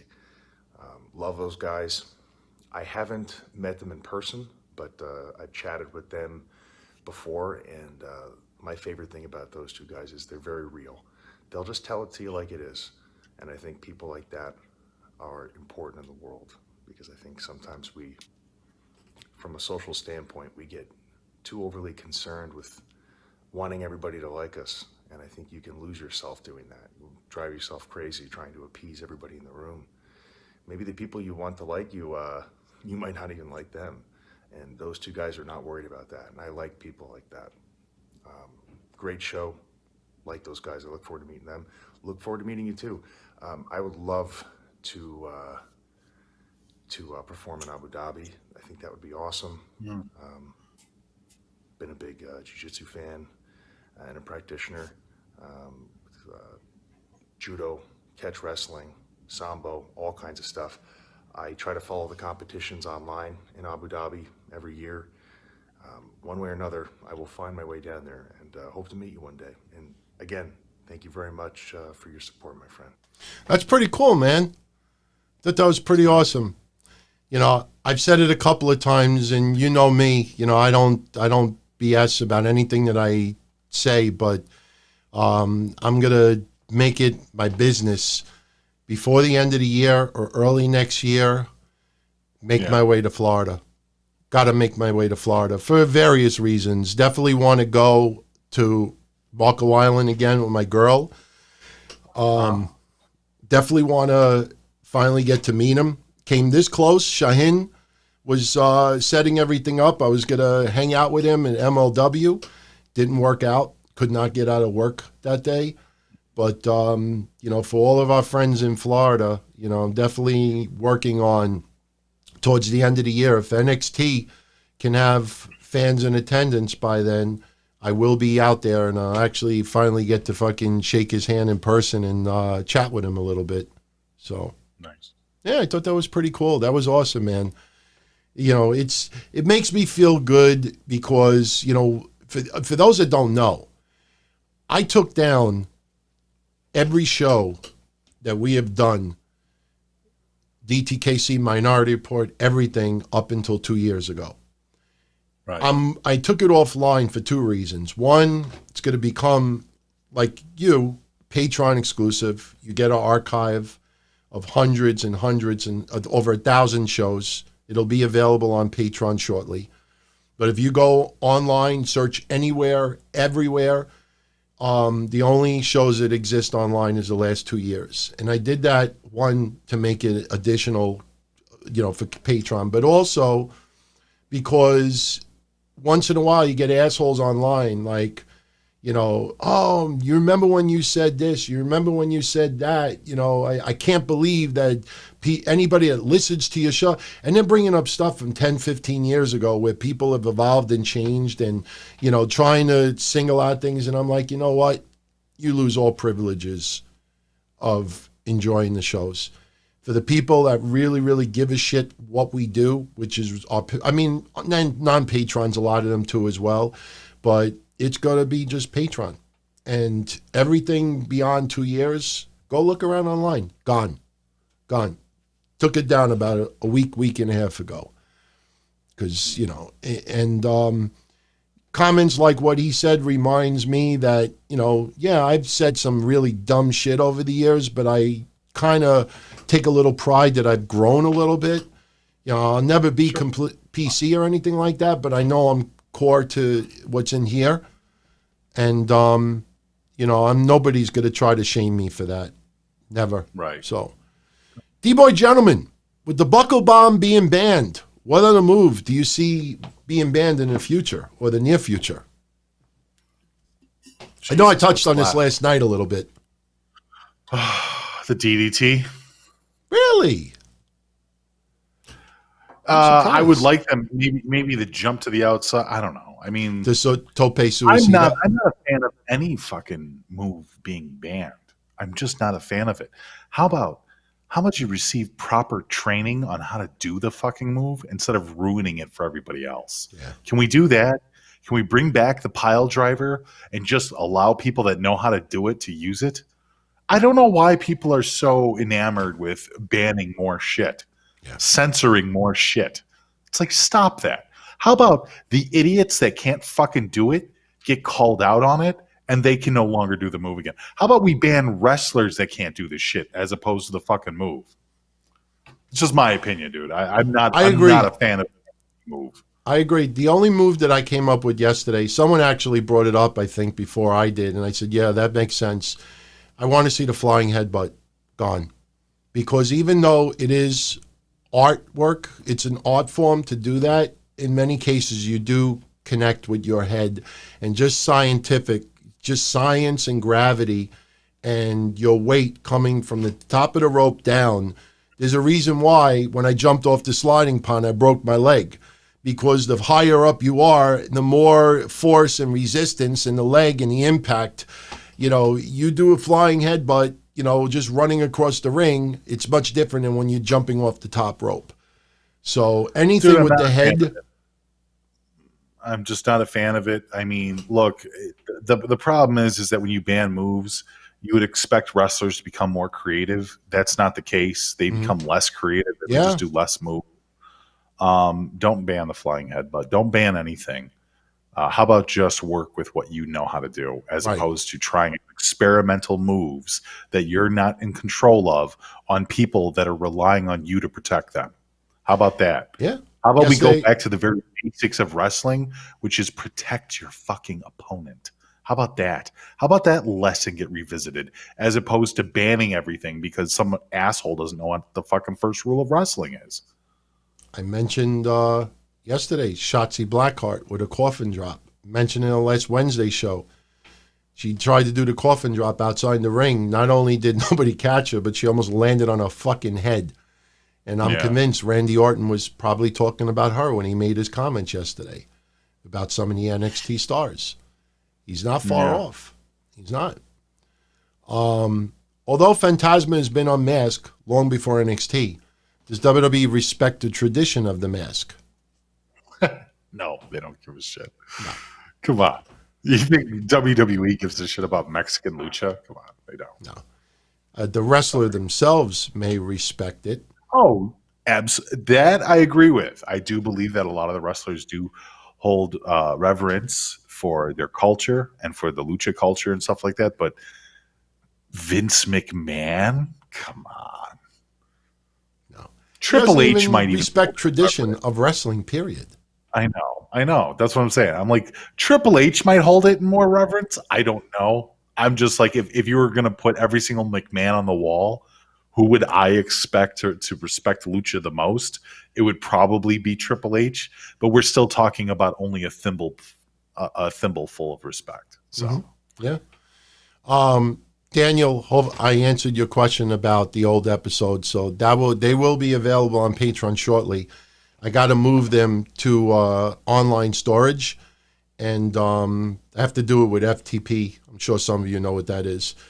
Once I move it to online storage, we'll do the same setup where you'll have access to storage with a password. Password will change every month, and you could have access to all the archives, everything. And I'm going to put up all the hotlines and everything. Everything will be available online. So, Andrew 914, do we agree that both Stone Cold and Killer Kross's journey to the WWE is similar, since they both got screwed by their old employer and turned it into a positive? I mean, I guess if you want to look at it that way, but I mean, there's a lot of wrestlers that have been screwed over by their employers. So, Killer Kross, Bret Hart, for example. Yeah. Killer Kross, I don't think was screwed as far as like being held back in Impact. He wasn't there long enough to, like we were a little frustrated as far as him not advancing further, but it's not like Steve Austin, who was just in limbo because of Hogan and everybody else. Karrion Kross, he is older. He made his debut a little bit older age compared to other wrestlers, but, he wasn't held back to the same extent of Steve Austin. Plus, he wasn't a household name. So a lot of wrestlers have been burned by their employers. I don't correlate the two. So, some rapid fire. Miz show, Miz show or Jericho? I don't remember much about Jericho, really. I mean, I do, but I don't. I guess Miz show. Yeah, I kind of lean towards Miz show. Jericho, the name was a little more catchy at the time, but I never really. I remember the shirt. Didn't they have a shirt? Which was I remember the shirt. Yeah. I think. Mm-hmm. I think they had merchandise. Yeah. I know they had at least one shirt. So Pete Rose or Bob Uecker? Pete Rose. See, if it's for Hall of Fame purposes, I go with Bob Uecker, because his Hall of Fame speech is still one of the funniest. And I've watched a lot of Bob Uecker outside of wrestling, just him appearing on Johnny Carson and doing some stand-up stuff, and his Hall of Fame induction speech in the Major League Baseball Hall of Fame. I do have a appreciation for Pete Rose. He should be allowed back in in baseball as far as the Hall of Fame. But I got to go with Bob Uecker as far as wrestling goes. Although Pete Rose gave me beautiful memories with Kane, but Bob Uecker's Hall of Fame speech did it for me. So, Kevin Green or Steve Mongo McMichael? Mongo. Easily. Mongo all day. Easily. You know, people like to embarrass him on social media. Oh, how can you forget about one of the four horsemen? Come on, guys. He was look. Who He was not a wrestler. Mongo, He was not a the guy wrestler. who He tried. He tried. and Paul Roma. I take Mongo over Paul Roma, believe it or not. Oh shit! You know, I don't know. I always liked Mongo. I every time I saw him doing horrendous shit in the ring, I always think to myself, well, he wasn't a wrestler, and he got such a crash course in it, and he did a hell of a lot better than other people who tried to go into the world of pro wrestling and didn't succeed. So, Hakushi or the Great Muta? Muda, hands down. Yeah. Damian Sandow or Damian Priest or Damian Demento? Damian Sandow, hands down. Not even a guess. Yeah. Where was it with these one-sided questions? I think because they're all named Damian. I'm surprised you didn't say Damian Demonto. I actually would consider Damian Demonto, believe it or not, because he's, homeboy from our neck of the woods over here. Sure. Mitchell Davies, both of us, what is one match that we would show to someone who has never seen WWE before? I guess it has to be a WWE match.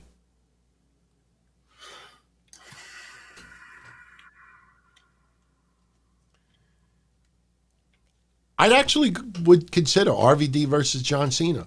Since John Cena is a known name now outside of wrestling, it would be someone that they would be able to be familiar with. Because it was such a fun match. I would show them probably, what was it, Mick Foley versus The Rock. Oh, no, not the I Quit match. No. When he won the title and DX came out and put him Raw. on. Monday Night Raw. What was it, January 7th, 1999?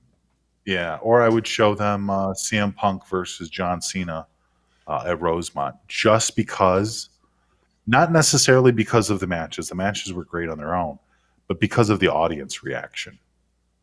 The audience reaction is really fucking pure. You know what? I go with Willis. I go with Hogan Rock WrestleMania. I still watch that match, still enjoy it tremendously. Hogan is a household name. The Rock obviously is a big household name. Might be our president 10 years, 12 years from now. I'll change it. I go with Hogan Rock WrestleMania. Yeah. It was a fun match. It wasn't scientifically. That was a good instance of the crowd, because the crowd, and the commentating. I didn't like was the crowd was really impure, because going into it, everything else The Rock did, he was a super over mega baby face. But as soon as they put him up against Hogan, who was supposed to be the heel, the roles reversed right there before the match even started. That's the only thing I don't like about Rock versus Hogan, is that the audience was a bunch of liars. Everybody in that crowd were a bunch of liars. Every single one of them. And it just irritates me even to this fucking day that The Rock is getting booed out there. And I'm like, he was your fucking champion, you asshats. It was nostalgia. No, and it was. It was a great match, and I understand the crowd behind it, and I can totally see the buzz, but I just really hated how fickle the audience was.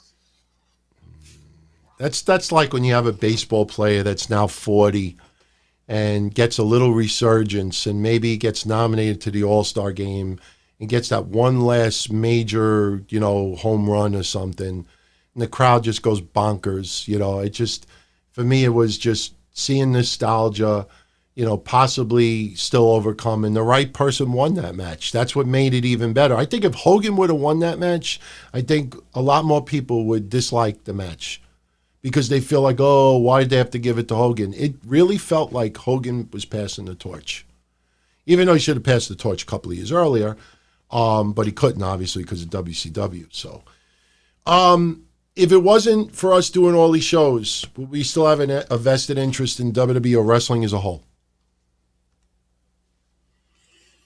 Wrestling as a whole, yes, because while I know that you're kind of down on the way that the wrestling institution has turned up. I vehemently disagree with one of your viewpoints where you said that this is just the way wrestling is now. A downward trend is not the norm. And the proof of the downward trend is look at the last 10 years and look at the audiences going away. And while people sit there and want to make excuses about YouTube and Hulu and everything else, the reality is the audiences are going away. It's not just because there's more outlets to see wrestling. The actual audiences are going away. It's more and more difficult to talk to people that even listen to our shows about wrestling because they don't even want to talk about wrestling. But no, in that same vein, I do have outlets. I do have wrestling that I enjoy watching. I do like the women of wrestling. I have a lot of faith in the NWA. They've been doing amazing things, even without the ability to put on wrestling matches. They just went through a big thing with Harley Race, which was fucking amazing. The Nick Aldis, What's Eating Nick Aldis, is a great show. Eli Drake has a good show. Even the women on Friday, I listened to the one episode and I gave them props for them NWA delving Women Power. Yeah, so I mean, overall, I have a lot of faith in the NWA, and when their matches were on YouTube and everything else like that, I was thoroughly entertained. It brought back studio wrestling, which some of us don't even remember. But it brought back a different style, a different feel. So there's a lot of love for the NWA and women of wrestling. Just to even touch on them a little bit more, it's a lot more campy. It's not insulting, and some of the wrestlers in WoW are very good. It's run through Jeannie Buss, who people know runs the Lakers and stuff like that. It's on Access Television, and it's a little bit more campy, and it's definitely a throwback to that 80s, 90s kind of jokey style. So if you're into the corny promos and some of the corny audience call outs, it's totally right up your alley. Looking back on it, and I've talked about this on the show, that I have horrible hindsight because I think there's a lot of us that are catching more and more Lucha Underground off of like YouTube clips and different places like that. And now people are looking back on it like, oh, really missed the boat on this one. We kind of fucked up. And I'm the first one to step up in line going, wow, I really should have watched more Lucha Underground. I really should have pushed it more. I remember the first season of Lucha Underground, I was watching it with the wife and the kiddos at the time. And we all enjoyed it as a family, and we had actually a lot of fun watching it because it was actually the only wrestling program that all of us could watch together that we enjoyed. But there is still hope for the future of wrestling. I mean, I'm not really looking to Impact to make any new waves.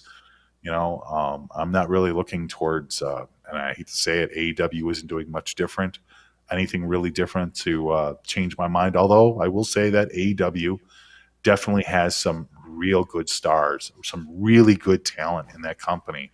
I just don't feel like the company is the answer.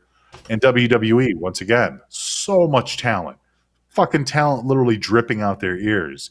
But a lot of the setups and the storylines and the matches, especially now with everybody's hands tied behind their back because of the whole COVID deal, I just don't feel like we get the correct kind of response and the correct kind of matches. Like even with this Sunday with Bobby Lashley versus Drew, and a lot of people are wanting and expecting Bobby Lashley to win the match and get the title. I'm not even a Drew guy, and I feel bad for him, considering that he got the title in the middle of this entire pandemic, never had the opportunity to hold the title in front of a live audience, in front of a real live audience, as opposed to just his peers. I just, if he does happen to lose the title this Sunday, it's sad. It's absolutely sad. And as a guy who does not like Drew, and I'm not a Drew fan, I can still feel bad for the human being behind that, for finally getting his moment, but it's in an empty room. So there's a lot of reasons not to watch wrestling, but there's a lot of reasons yet still to watch wrestling. If you're a fan of a lot of the talent and you want to see what the talent is capable of, watch your AEW and WWE. Absolutely. Get behind that. Get behind the individuals, not the companies. And if you're more into trying to see different scenarios or different styles, go watch some WoW. It's different than anything you'll see on AEW or WWE. Go watch some NWA. It's different than you'll see on mainstream wrestling. So that's what keeps me going, is the difference, is the uniqueness other projected, promotions and stuff like that, as opposed to the mainstream what we're getting, unfortunately, 9 to 5. Yeah. Since you brought up COVID, Kenneth Hewlett, we started the year okay, quickly went into COVID, then it went into the George Floyd tragedy, all the unrest. How do you think 2020 is going to end? Sooner than later. I mean, I got news for you, man.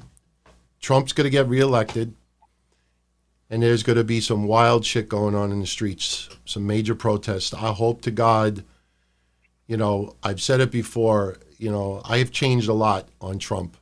I still support him. I support all presidents. I now have newfound some appreciation for Obama, but I hope that a little bit more human expression comes out of him.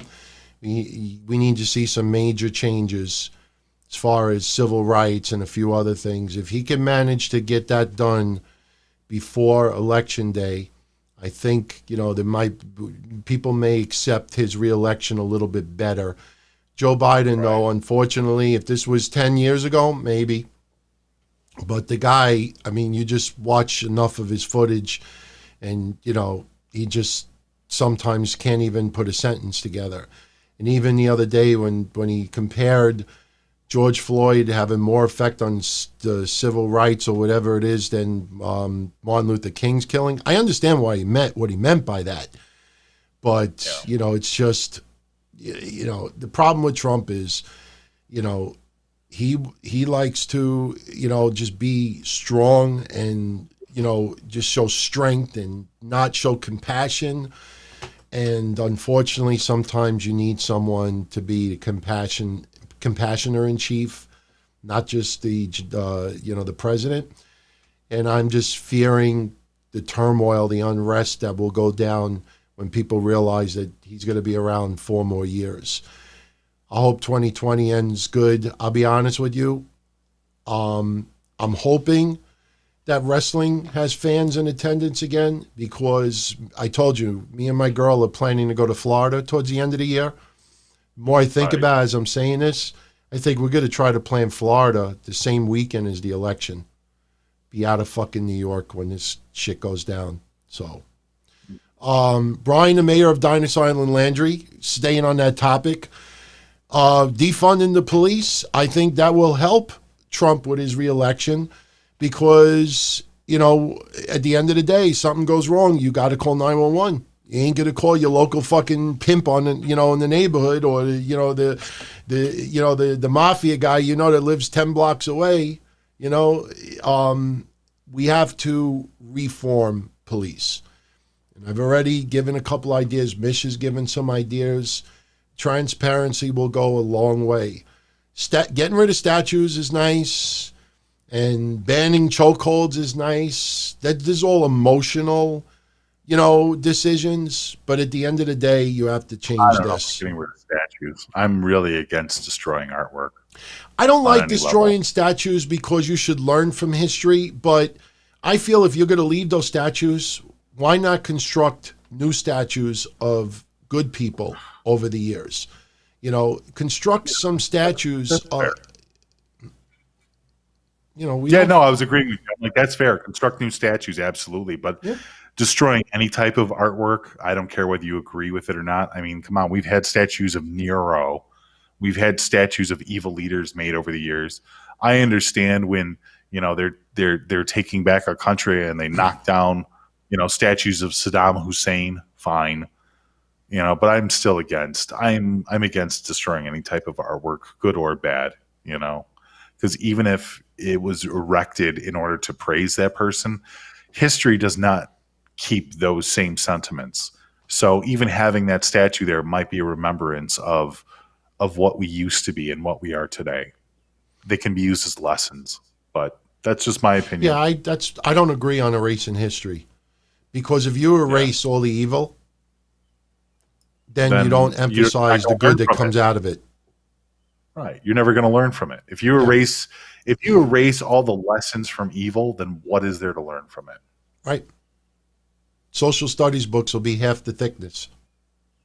So History books are half the thickness. It's disgusting.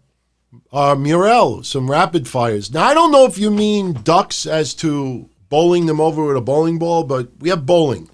He says 10 pins or 10 ducks. So I don't know if he means do you line up 10 ducks and knock them over with a bowling ball, but I guess ducks we are have shooting. Huh? Isn't 10 ducks shooting? Like you're talking about carnival games, right? No, but he put bowling, 10 pins or 10 ducks.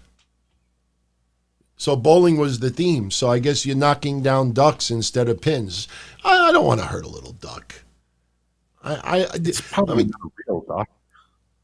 I know, but you know, I put that clip on Discord not too long ago. Me bowling a strike with the bowling ball. Yeah, but wouldn't the ducks move if a bowling ball was coming at? If it was real ducks, I don't know. Wouldn't they just? I would just picture them. If 10 ducks were just hanging out and a bowling ball would be coming their way, it's not like Braun Strowman who's doing that train thing around the ring and yelling and screaming as he's about to run you over. I think the bowling ball would just go down. I think they would turn around.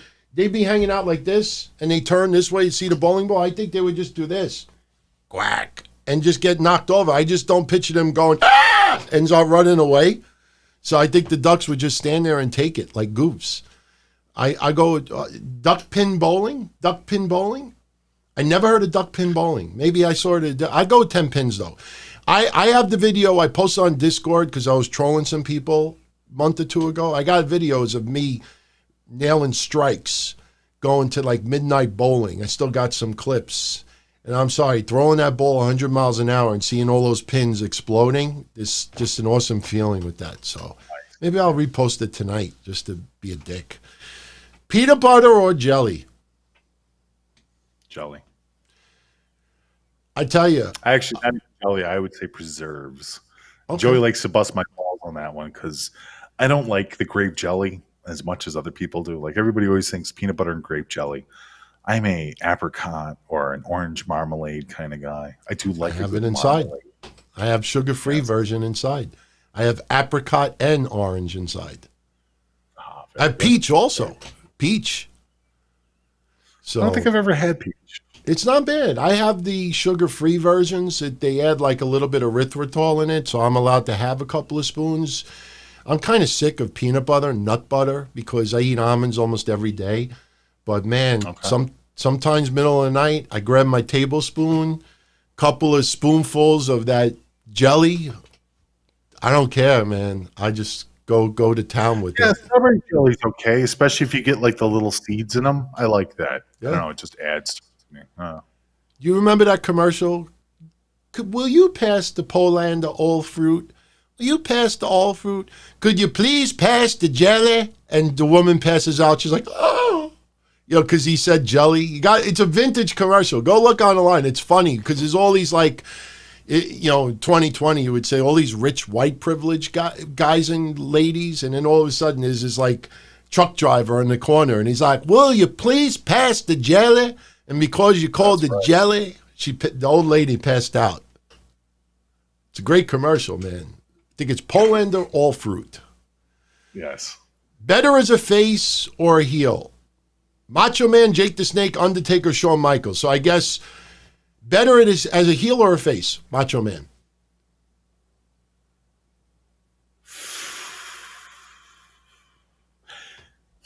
A lot of awesome questions tonight.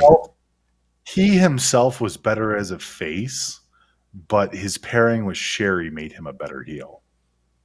I always loved him more as a heel. I always loved him more as a heel. He was crazy his motherfucker. Heel work was good. Yeah, his heel work was good, but only with Sherry, if that makes sense. His veins would be popping. Hulk Hogan. Oh, yeah, go to Q. I don't know, just something about Macho Man as a heel that just, rubbed me the right way all the time. Loved it. I even enjoyed when he was a heel in WCW towards the end with Gorgeous George.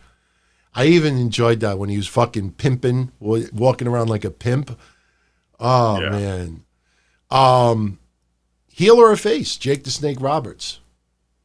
Heel. Yeah. Undertaker. Heel or babyface? Heel. heel. Yeah, Although I yeah, did, although yeah. the one time that I really enjoyed him as a baby face was when it was the Brothers of Destruction with him and Kane. I I actually, loved those two as baby faces.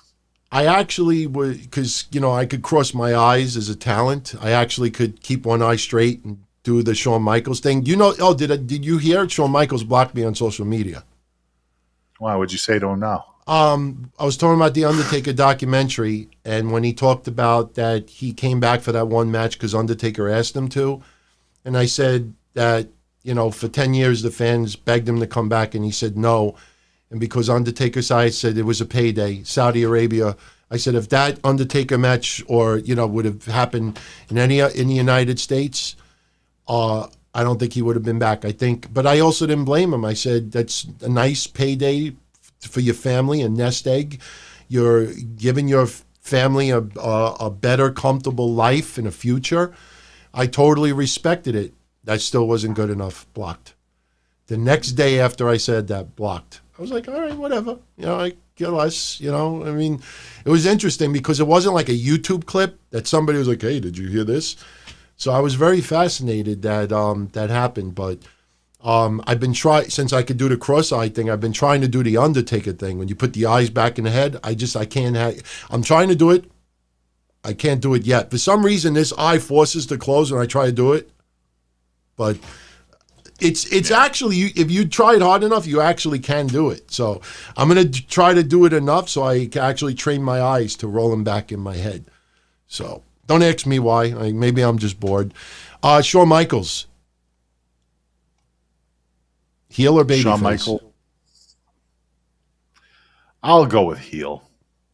He had some great moments in his early days. Once again, Sherry, and then of course when you look at like his feuds with like Hulk Hogan, which was amazing. Yeah, I understand Bret people's Hart love stuff. for the Rockers, Hitman! Sheriff, HBK, but those weren't my favorite moments. And even DX, he was a heel in DX, and I mean, how can you go against that? Yeah. So. And why Muriel threw this in there, I have no idea. I guess this is just which one do you like more, Laverne or Shirley? Neither. I never liked that show. Even though Shirley, if I was like forced to go out on a date, I would go with Shirley. Laverne, she just had like ugly smile, her teeth. It was just something about Laverne. I always wanted to rip that L off her blouse. Seriously. I wanted to rip the L off and shove it down her throat. Yeah, but between the two, Laverne was going to put out.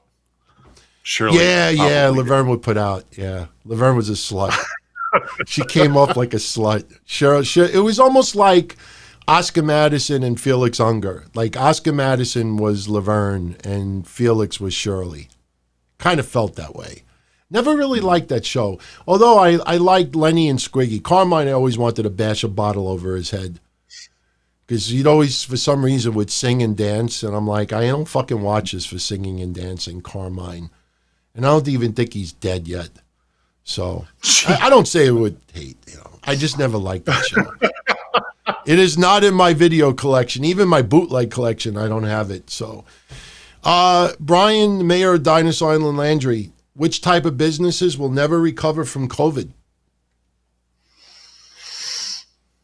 Never recover? Yeah, pretty much any company that was relying on their local the locale in order to keep them, because a lot of these companies have already closed up because they couldn't pay the bills. Yeah, brick and mortar. The companies that are already in the red, they're probably not coming back. I know one travel agency that's closed down. I know one repair shop that's closed down. 2 closed stores shut down. You believe my girl still hasn't been called from unemployment? Really? 2 weeks ago, unemployment, somebody hooked me up, and unemployment sent me a DM on Twitter asking me to send them her information. And I sent it, and they said, we'll have someone call her in a couple of days. Unless my girl didn't answer the unlisted call, the private call, as far as I know, they never called her. It's fucked up. So what I shouldn't even reveal this, but I will. I don't care. I just applied a week ago for a pandemic unemployment, and I'm giving my girl all the money. And if the government wants to go after me down the line and say, why did I collect even though I was working, I'm going to just tell them and say, the way you treated my fiance, fuck you. You want me to pay all the money back? I'll pay all the money back. I don't care. But they treated her like shit. And she was, she got hurt. She's got $1,200 bill for a cell phone. And Verizon's like, oh, we'll give you till June 30th. So I actually did that. Yeah, on Twitter, Sean. Somebody, I'll actually post a screenshot maybe tomorrow, or I'll post it on Discord. They actually contacted me. Somebody did me a favor. I don't want to get into all the details, but the local senator in my neighborhood, I know him personally. I've actually mentioned him in the past, and through a friend of mine, he contacted him and said, listen, so-and-so's fiance is having a difficult time. Is there anything he could suggest? And he's like, I'll have somebody from unemployment contact you. What's the easiest way? I gave him a couple of different options, and he said, I'll have someone contact you on Twitter. Got a DM from Department of Labor. Sent all the information. They said, we'll call you in a couple of days. I waited a week. Last week, I said, just to let you know, no one's called yet. I would hope somebody could call her soon. She's really losing it. I said, she hasn't gotten anything. Still nothing. So I applied last week to pandemic unemployment. If I get it, I'm going to just give it to her. And that's it. Fuck it. I honestly have realized that, going by the book and, just trying to follow everything to the T, doesn't get you anywhere in a lot of cases. And there are people out there that don't follow nothing and they get assistance from everyone. So I say, fuck it. Till I'm going to enjoy whatever time I have left on this earth. I ain't fucking, going to forget it. I work my ass off to try to keep my bills in check and stuff like that. And I got people making me feel guilty because I'm working, so, anyway. Marco Wolfson, all of us has inspired him to start a music podcast because he's involved in the music industry. I mentioned some time ago about registering for some type of insurance that protects you if you voice your opinion online, and also any gear recommendations. Well, I'll tell you that the insurance is like E&O insurance, errors and omissions.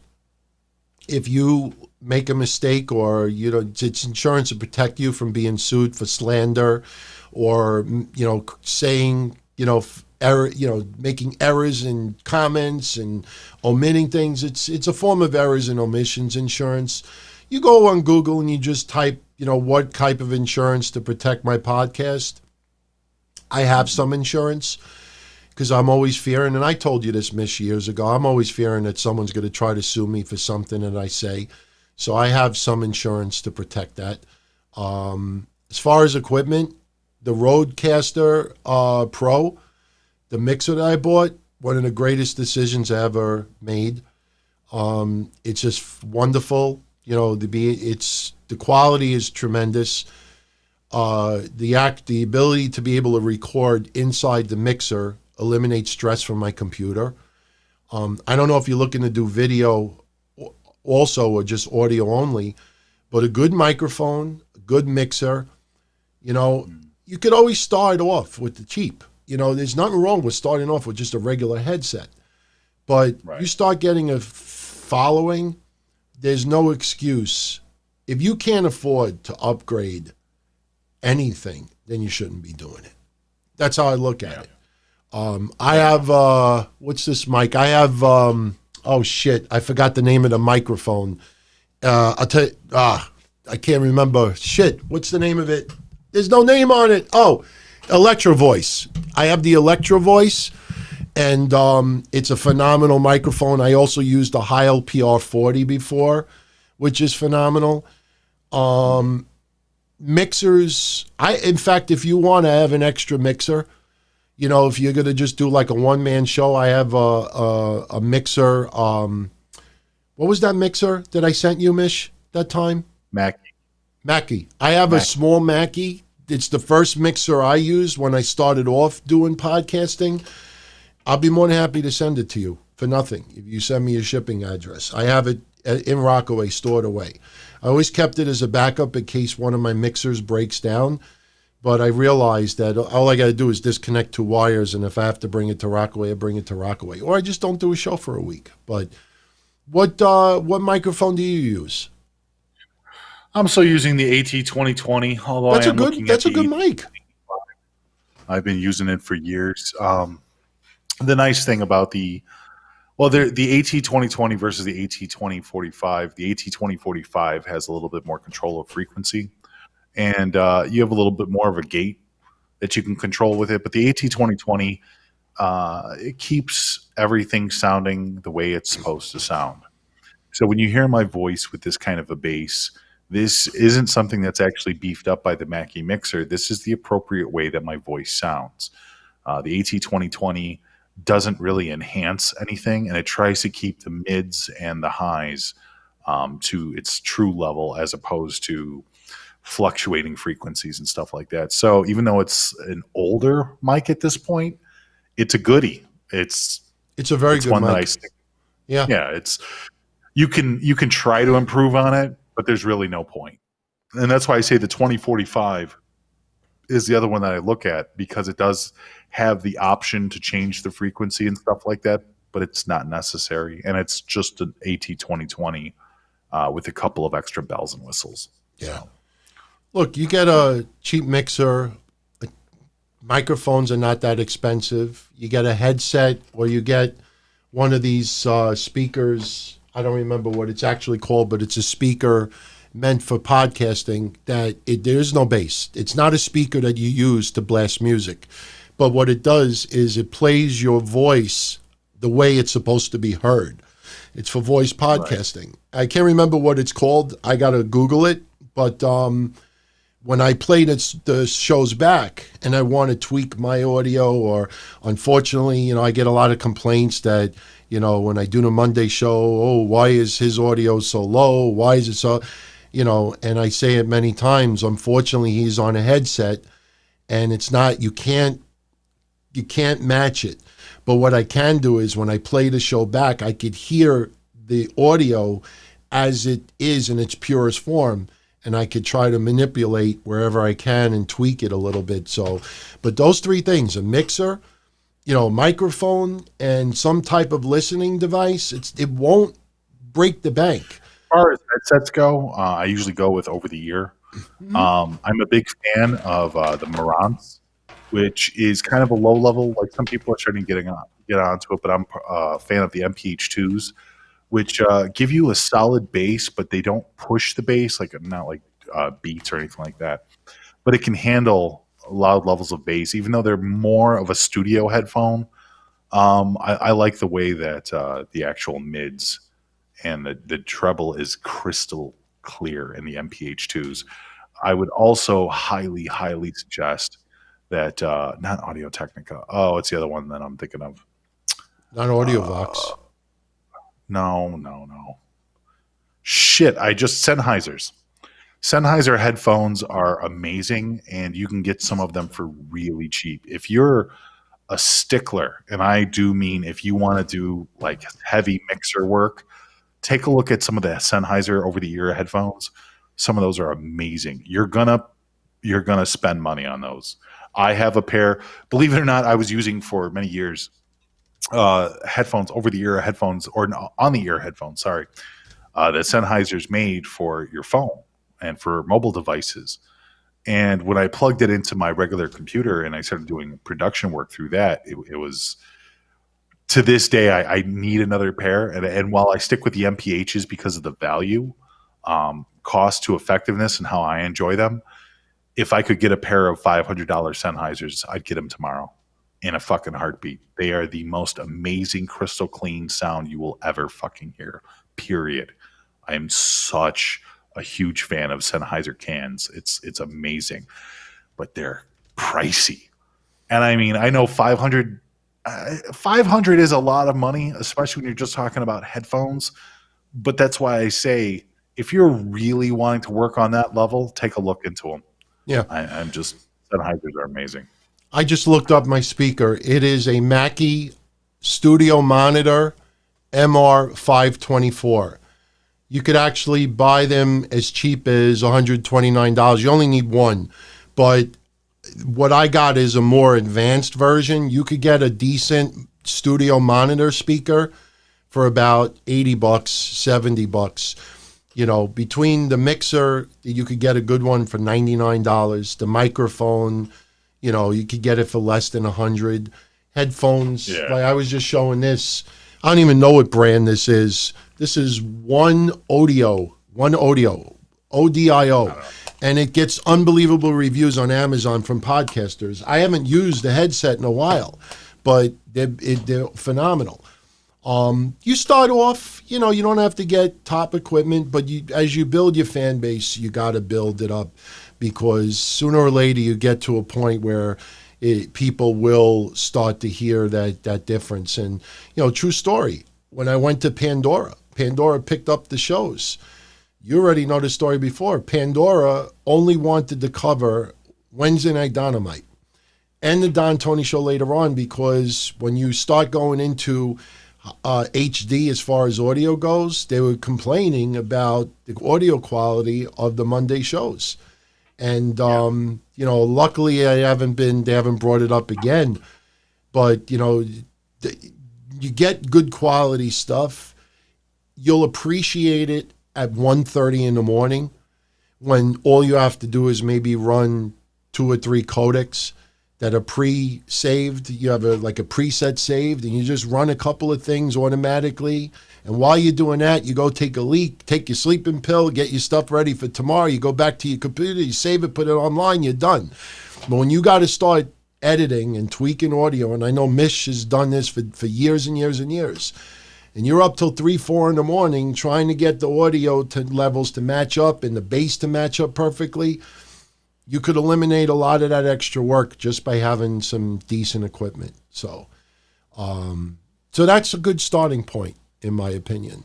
3 questions left, and then maybe we'll take a couple of quick calls. We'll try it out, see if it works. All we ask is, if you do call in, just keep the questions, you know, quick, because that's one of the things that I always remember when we used to take calls, and Jason runs into this problem a lot. You get people sometimes that call in just for the sake of calling in.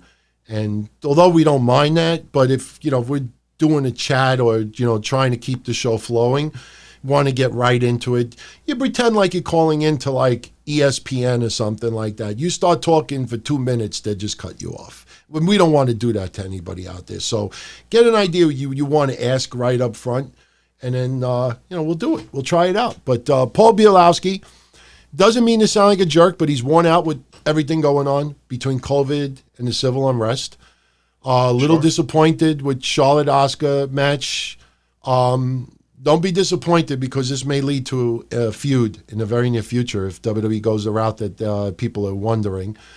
Like seeing FTR on AEW, but can't help to think that they almost look like midgets. I don't think that's a big deal. What'd you think of FTR on Monday against the Ice Cream Men? I don't know about midgets, but yeah, I don't know. I need to see more. I don't have a problem with it. Why can't we get a face manager on Raw or SmackDown? You might get it soon. I talked about it yesterday.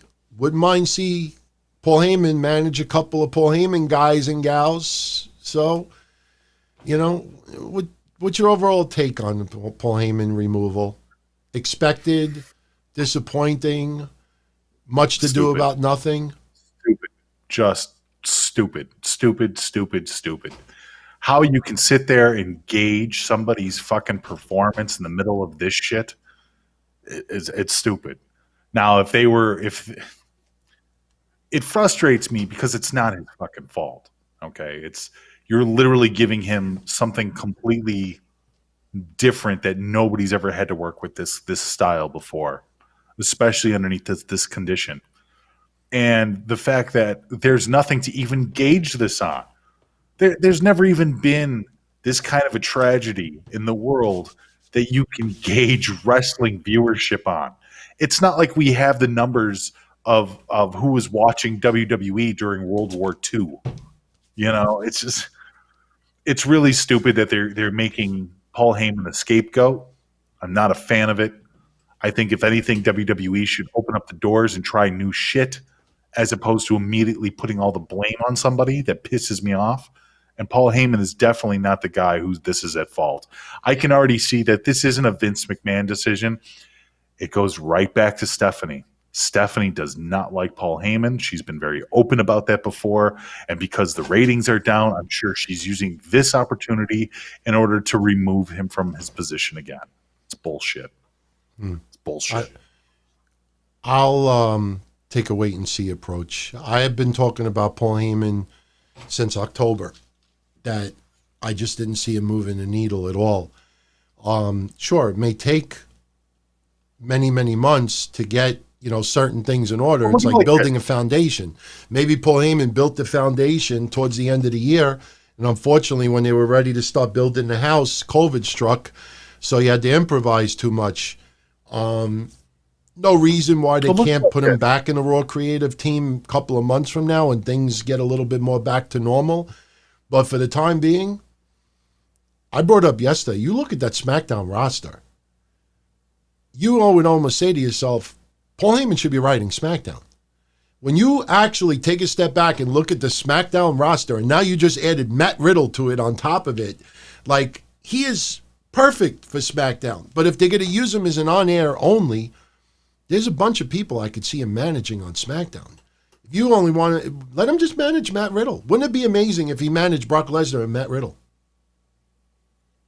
No, I want him to create it. I want the Paul Heyman level of intricacy back. I want those tree trunks and branches and vines of storytelling that just doesn't exist anymore. I know that only rests in the minds of people like a Paul Heyman. There are others out there too that I have a lot of respect for as far as, creative behind the scenes.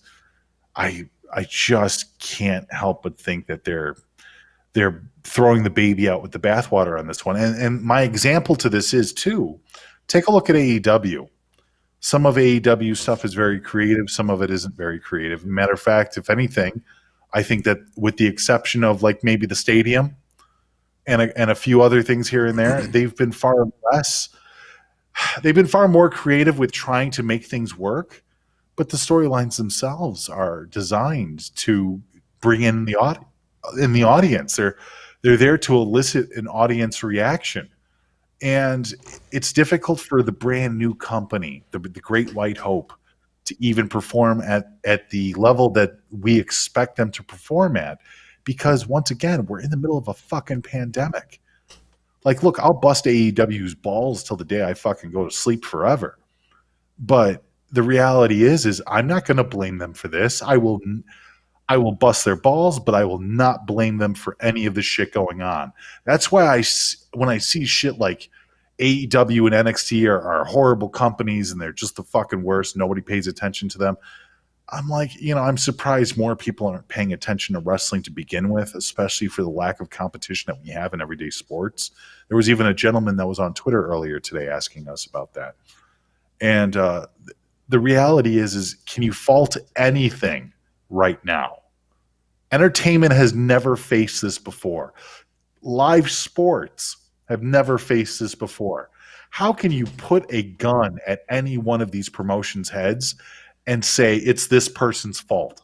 You can't. It's not fair. It's unfair. It's bullshit. So the fact that Paul Heyman right now is getting a gun pointed at his head because of the results of Raw, fuck you, that's wrong. It's wrong. All right. Totally respect that. No, you make a lot of excellent points, man. Seriously. Yeah, excellent points. Seriously. Thanks. Paul Bielowski, you're talking about AEW. He thinks Arn Anderson coming out with the laminated card is goofy. I absolutely agree. I mean, that's got to go. I don't know what the purpose is with that. And who's more boring, Jack Swagger, Jake Hager, or Randy Orton? He doesn't like either. He said Orton is so talented, but he looks like he doesn't give a fuck. And I wouldn't criticize the greatest wrestling match ever until we watch it Sunday. I think it's going to be better than some people fear. I think it'll be better. I do. And you know what? As far as Randy Orton goes, Joe is sick of both of them. He's not a fan of Edge or Orton. But I still stand in maybe the Kevin Castle department on this one, where Randy Orton selects who he likes, what feuds he believes in, and then he turns it on. Randy Orton is a guy who I want to say 70% of the time is coasting, but that 30% of the time he can really bring you into the feud. And I think that this is one of those cases where him and Edge, they're really pumping it up. And I like to see this version of Orton. I like to see this evil, maniacal version of Orton. This is the Orton that people will spend money to see. So it's very rare that I give out Orton props, unless he's shaking somebody's dick hands. But in this scenario, Orton is turning it on for Edge. And so this is going to be good. Yeah. Kyle, what are all the clips from the intro song of Breakfast Soup? Well, I know Mish is the one that made the beginning intro with all of those various sounds. Any of those songs come to mind, the ones that you came up with? Oh, they're just songs you probably heard somewhere before. I don't know. All right.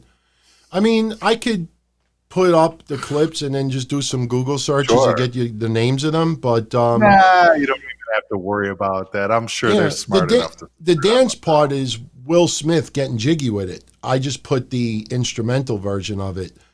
By the way, just a random tidbit since we're talking about music. I heard that Bonnie Pointer of the Pointer Sisters died 2 days ago. Nobody made mention of it. When I got engaged in November, we were at Mohegan Sun, and they were performing at Mohegan Sun, and we were going to see them live. We had free tickets to go. We just had to wait on this long-ass fucking line, and we decided to go gamble instead. We probably would have watched one of their last ever performances. So, just a random tidbit. Who designed the original DTKC logos? Well, just to say it, the Cliff Notes version of it, we had an artist by the name of Andy Rocketeer, who is just a fabulous artist, became friendly with him, and he did a lot of artwork. Even did some artwork that was, satirical. He did one with Lex Luger putting me in a torture rack, because I used to have a feud with this group called the Lex Express back at the time. The guy was creative genius, made a lot of logos for the shirts.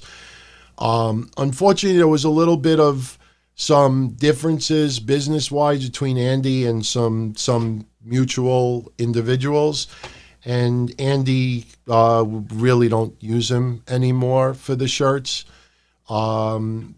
And we also agreed that any designs as far as Kev shirts go, Kev is in charge of his designs. I'm in charge of mine. I mean, realistically, though, the reality is, as far as the Pro Wrestling Tees store goes, I can't tell you how many times early on, and Mish will vouch for me on this, I can't tell you how many times early on a drawing would be put out there, whether it's our show, a soup, or something.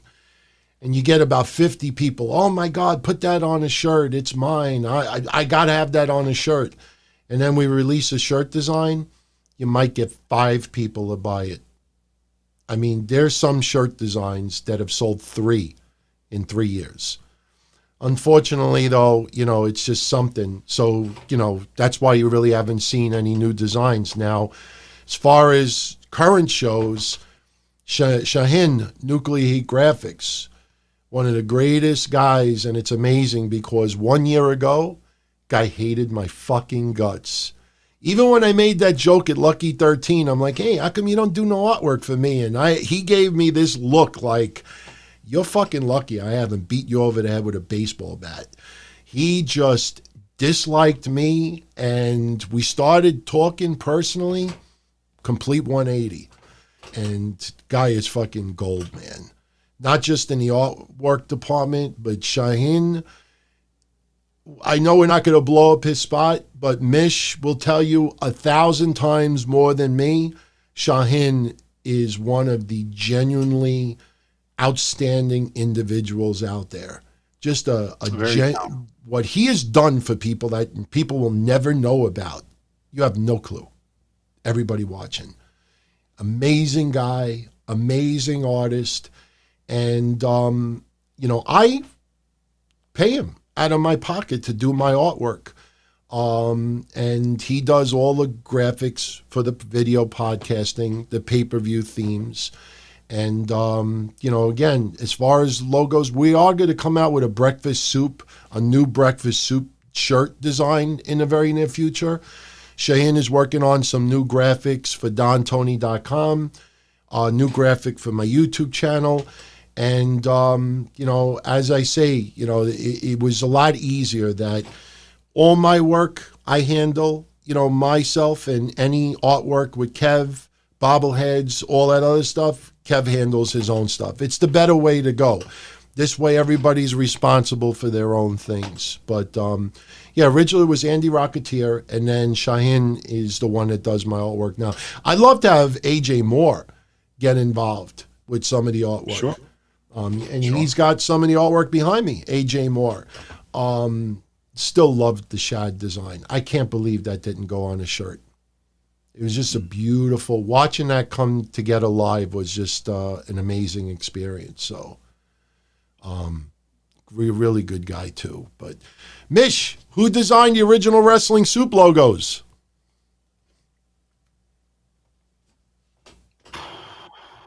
Didn't you do some of them?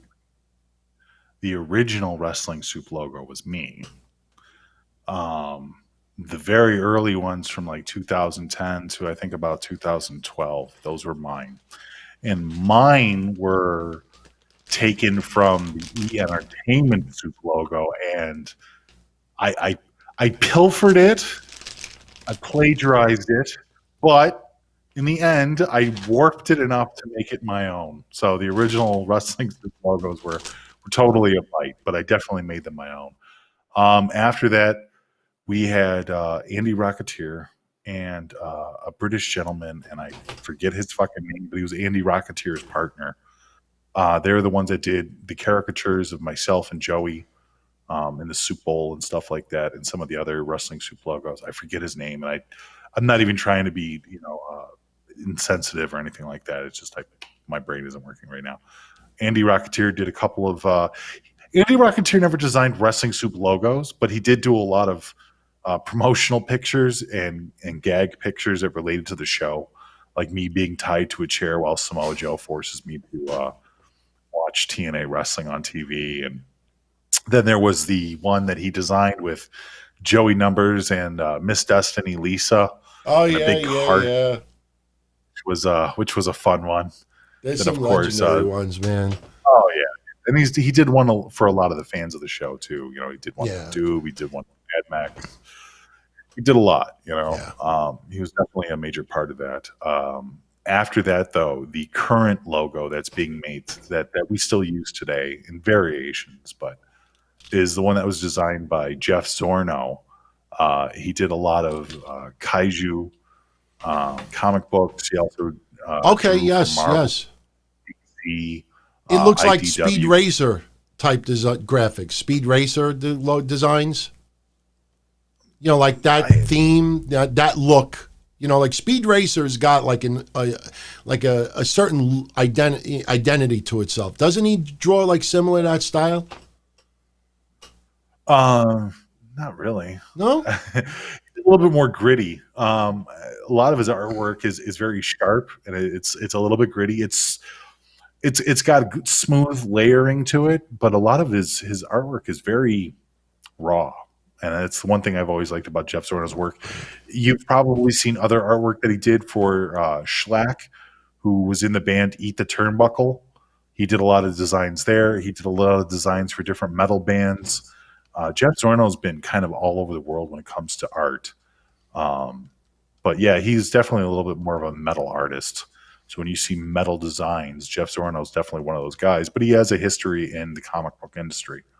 But yeah, he's the one that made our current logo, which is, funnily enough, the one that Buddy Murphy ripped off, or the people that created Buddy Murphy, as his design is literally a shadow of the Wrestling Soup logo, which I still love because I know it's a knock, but I'm looking at some of his artwork right now. I'm looking at the Eat the Turnbuckle artwork.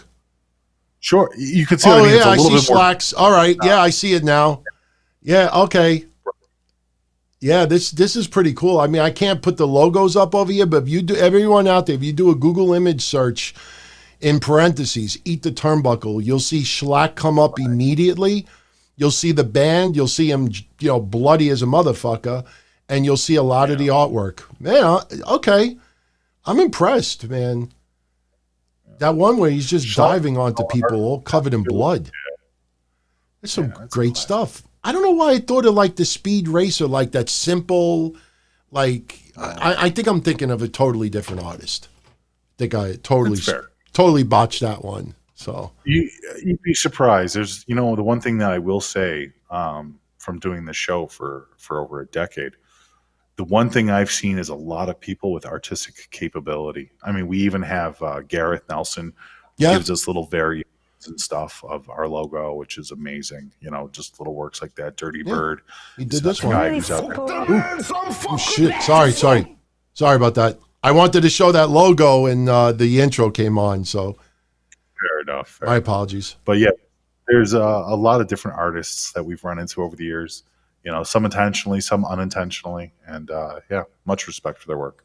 Yeah, that's the logo that Garrett did. Right. So good. And finally, with the questions, once again, the birthday boy, Aaron, happy birthday.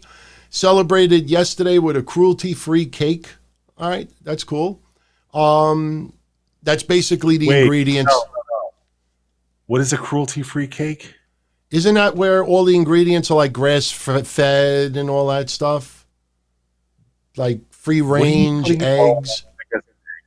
Okay. Yeah, I think that's what it is. Usually. Cow in your cake or pigs in your cake? No. But when you have like dairy products and eggs, it's from free-range, grass-free. That's thinking.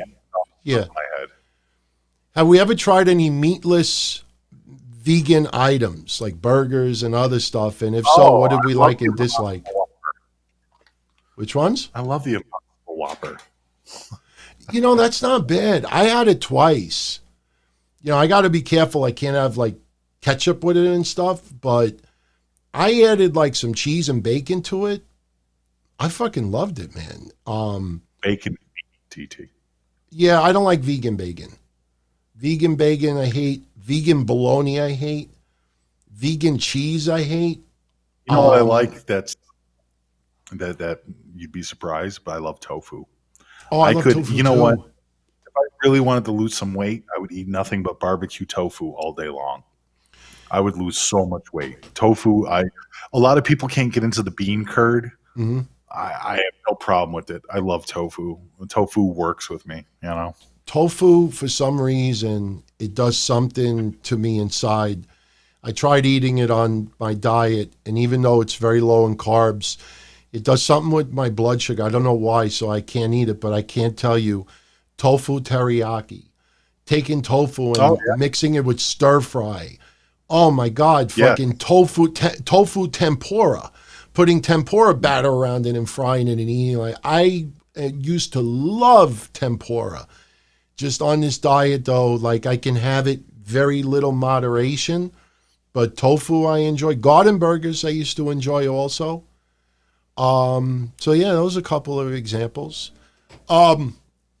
Since math was my number one top subject in school, he's testing me with a math equation. I didn't do any research, and I'm probably wrong on this, but he wanted to know what I thought the answer was to this equation, and I'll just read it. It is, in one line, 6 times 8 plus 50 minus 26 divided by 2. Now, I know that something with math, you're supposed to bundle certain things together, but how I look at this formula, I look at, it's 6 times 8 plus 50 minus 26 divided by 2. So what I do is I take the first two numbers, which is 6 times 8, I come up with 48. I add 50 to it, which makes it 98. Then I subtract 26 from it, which comes out to 72. Then I divide it by 2, which comes out to 36. I think that might be the answer because you divided it by 2, which came out to an even number. So my answer is 36. You let me know if I'm right. Nice. He loves that Adam Cole is having a title reign that has already exceeded 373 days.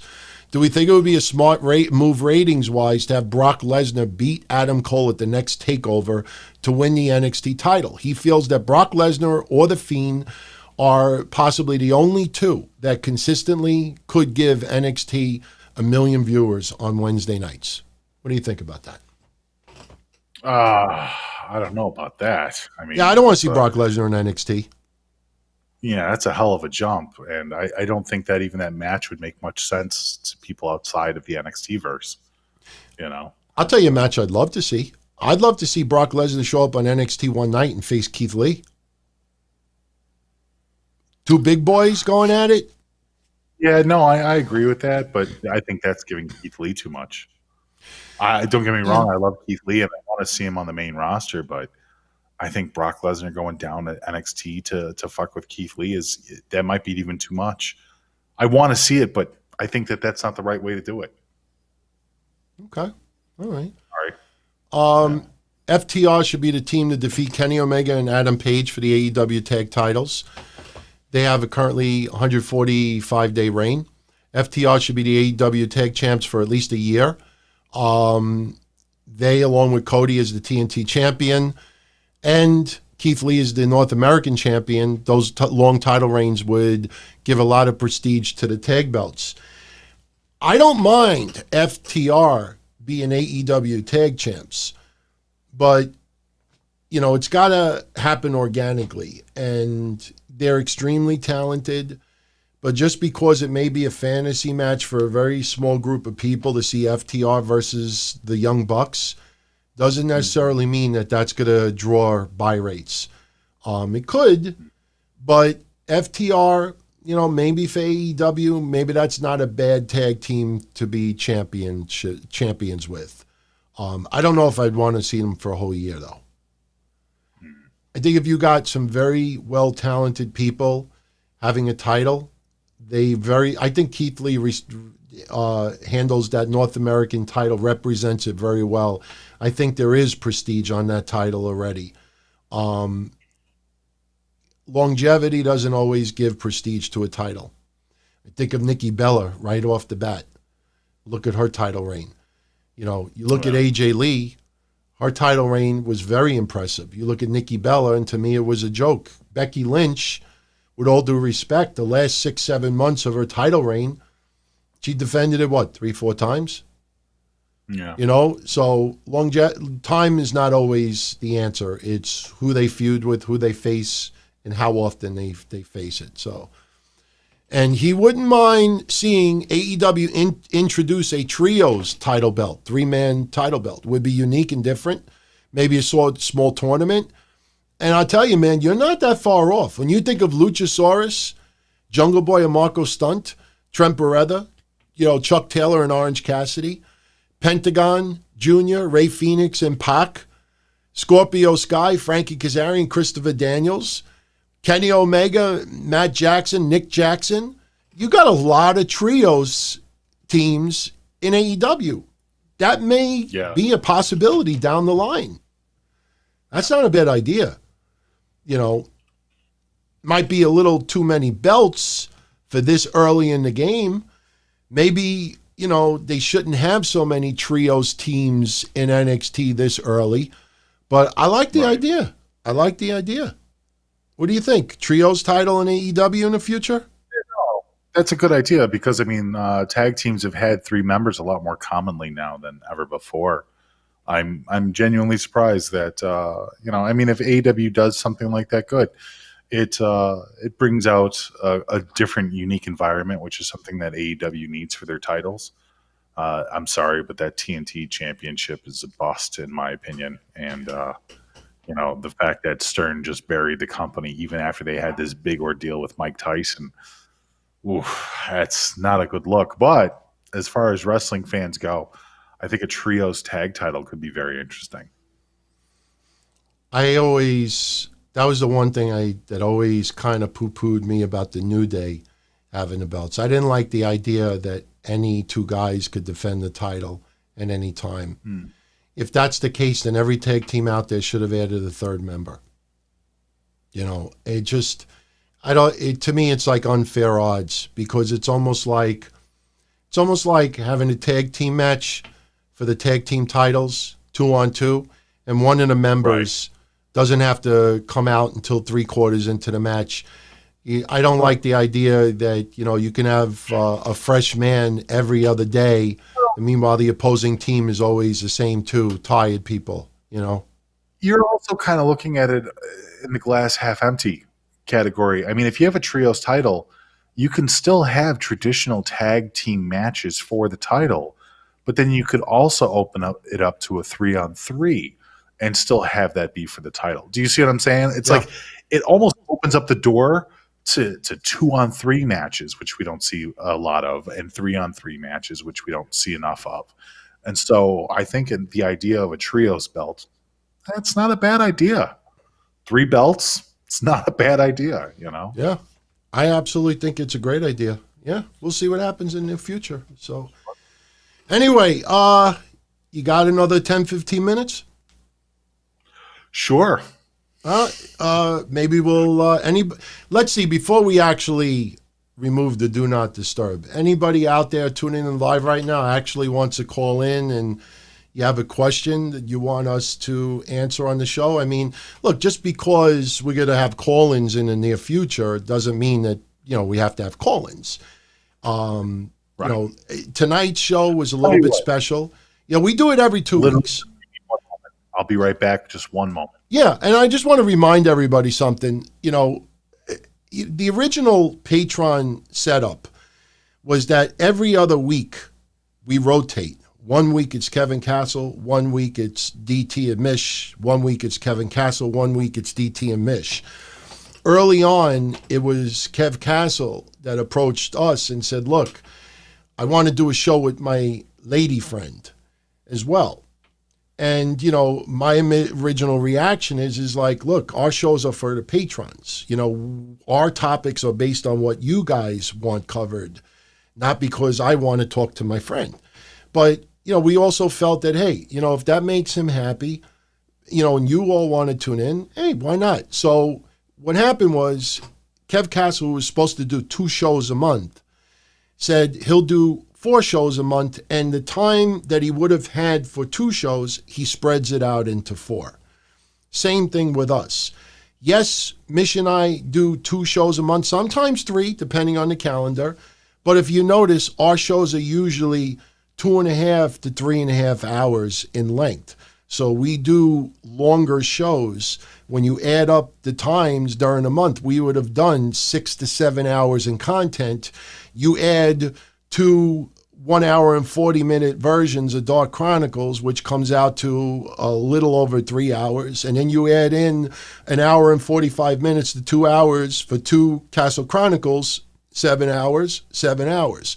So, I sort of commented, Aaron wrote online last week, it was supposed to be every week features a different show. Every other week, Kevin Castle, every other week, us. So that's the reason why the format is. So our shows that we do are every other week, but we do them longer. So I don't want anybody to think. And remember also, the idea is to give everybody ad-free shows of everything. Ad-free shows of everything. No commercials here whatsoever. That's why I have the account with Vimeo. So you want an ad-free version of the video show that we do, you got the Vimeo download. Now you're going to have our archived library of, 15 years of shows. That will be Patreon exclusive as well. Going to upload more of those hotline reports from the early 2000s that I never put on. That will be up here as well.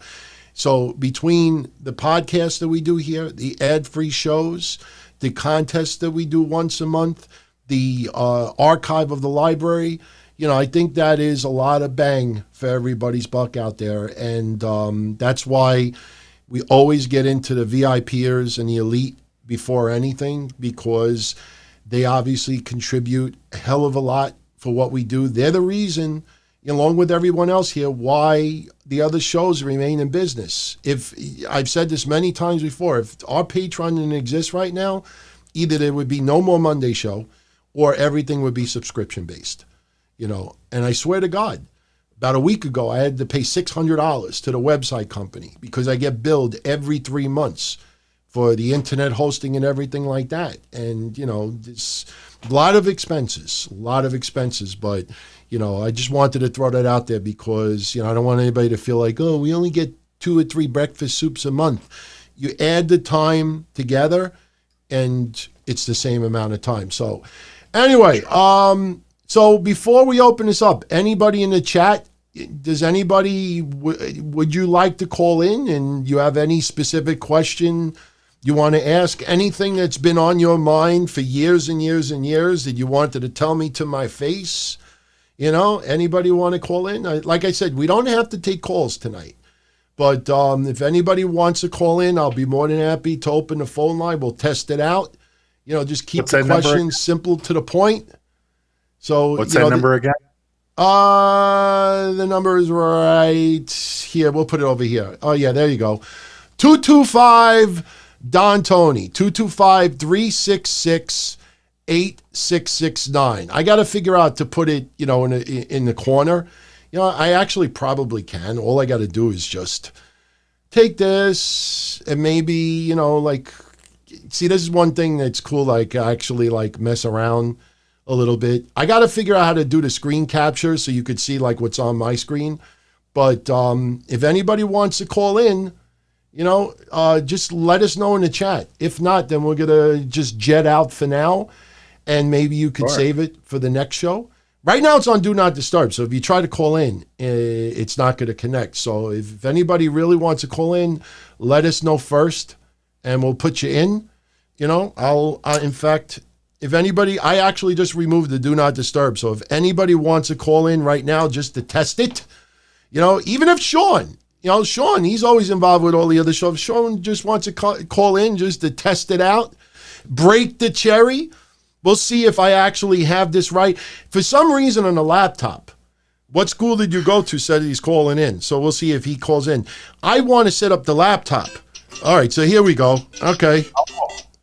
Our first caller. Our first caller. We broke our cherry. School, what's up? I finally get to hear the voice behind all the posts. What's going on?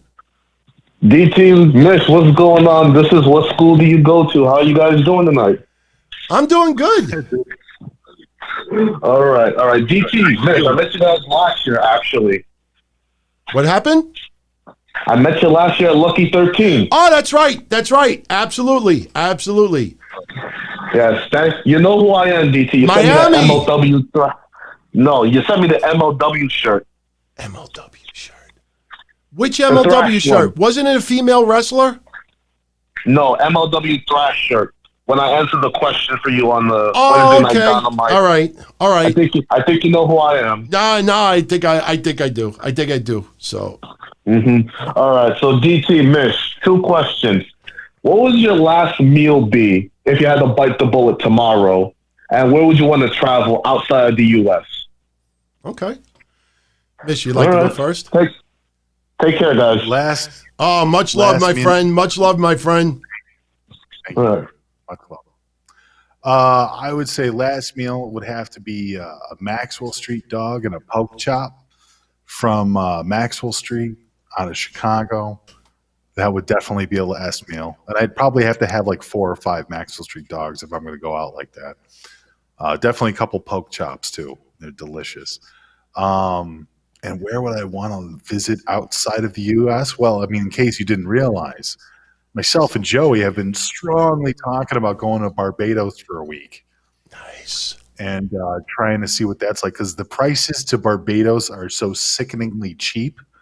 It's almost redundant not to go. I think we found a week stay at a 3-room hotel for, I think it was like $120 a night. And that's with all the amenities included. They have their own like beachfront. They have like a pool and everything else like that. Breakfast and dinner included. It was just kind of amazing. And obviously that also includes the plane fare there and back too. So yeah, Barbados is looking real doable. And not only that, you get to be on an island nowhere near anybody else. It looks gorgeous. I really want to do it. Okay. All right. While you're doing that, I was changing it so we didn't have to hear that Mario theme going in the background. Like I said, you know, I was trying for hours today to get calls to work on the laptop. Because my plan is to use my Google Voice on the laptop and have everybody call in, could even PM me over there, let me know what you want to call in about, and then I could just add people in. For some reason, whenever you call in to the computer, no alert comes up, but it works on my cell phone. So I'm using the cell phone tonight kind of as as a spur of the moment. Might use the cell phone from now on if I could just, tweak the settings a little bit. But School, you sounded loud and clear, and, I appreciate you calling in. Now, as far as me, if I were to bite the bullet tomorrow and my parents were still alive, I would eat pretty much stuff that my mom has made for me in my lifetime. She makes an unbelievable pizza, which I've said before, and all it is just flour, olive oil, oregano, grated cheese, a little bit of anchovies on top. I'm not even a fan of seafood, but it's incredible the way it comes out on this like garlic crust. She makes an unbelievable lasagna. She makes fried eggplants, just, the things that she adds to it, it just tastes incredible. My mom is an awesome cook. And even Tuesday when I went to see them, I brought a couple of steaks and we barbecued it. My mother they called it the potion. My grandfather was alive up until about 15 years ago. My grandfather used to make this tomato dressing that you put on top of steaks. You could also add it to plain spaghetti, and it tastes incredible. And it's basically crushed tomatoes, olive oil, garlic, salt, pepper, some spices, and it's mostly oil. And you just douse your steak with this really garlicky tomato. They call it the potion. And it's just unbelievable. I would eat all my mother's cooking. If my mother, unfortunately, wasn't around anymore, I would eat pizza. I would have one of those Ben's Best corned beef heroes, or, the Gold Belly heroes, the sandwiches that I send once in a while. As far as Italian stuff, I probably would eat some lasagna. So those are probably my go-to. Spaghetti with garlic, pasta gulagio would be up there on my list. I would definitely not stay on keto if it was my last day. I would pig the fuck out. Of course. I would eat so much. I would eat potato chips. I would eat cake. I would eat fucking any pretzels. The giant pretzels. You get a giant pretzel and you put it on a barbecue. Put it in foil and put it on the barbecue and just poke a couple of holes into it. The smell of the charcoal on the pretzel, just slightly on the barbecue, add a little mustard on the side. Oh my God, it's outrageous. Outrageous. Oh, going out of the country, my first couple of choices would be Australia. I'd love to go to the UK. Always wanted to go back to Italy. My girl's parents are still in Ecuador. They're in a nice part of Ecuador. Was always curious about going to Ecuador, but those would be my first go-tos for sure. So nice. I took the do not disturb off once again. If anybody would like to call in, let's even if you just you got a quick question, we'll get into it. Otherwise, we'll get a jet out of here in a couple of minutes. I appreciate what school that you go to calling in, because at least we test it out. So, yeah, Freddie J, Ecuador is beautiful. It is beautiful. So, hey, you're on. Who's this? Hello? Hey, what's up? Hi, DT. It's me, Diju. I just wanted to say how much of a fan I am, and I just wanted to touch base and say how y'all doing. Much love, man. Much love. I appreciate you calling in. This is something that when I contact a lot of patrons privately, even doing little polls here and there, and I say, what would you like added to the page? The one thing more than anything was to have calls. And, Sure. to be able to interact voice-wise with everybody out there is just a wonderful thing. And, I appreciate you calling in. And, this is going to be a regular thing going forward. I mean, it's a great thing. I mean, we used to take calls a long time ago, but you know, we used to have the same people all the time. Miss Destiny, Deadpool, you know, I can't remember some others out there. But, oh, yeah, that's true. But, you know, the thing was that unfortunately we ran into the problem that Jason gets a lot and people calling in just for calling in. I mean, Patreon is different because we're a small family here and everybody looks out for everybody over here. And, you know, it's much different than just doing it out in public.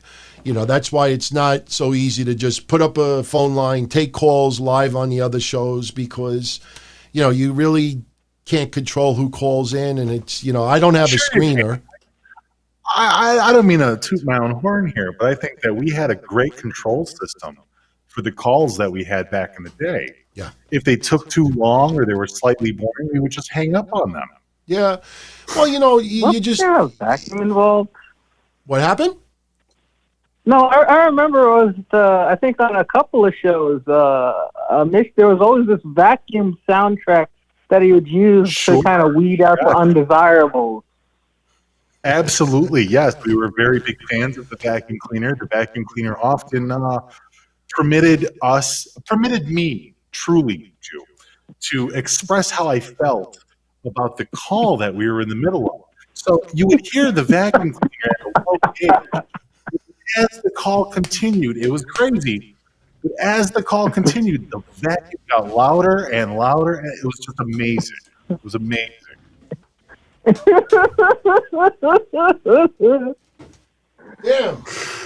Damn, I was trying to set up the balloon machine for the vacuum cleaner voice, but I got shorts on, so let me see if I get it going.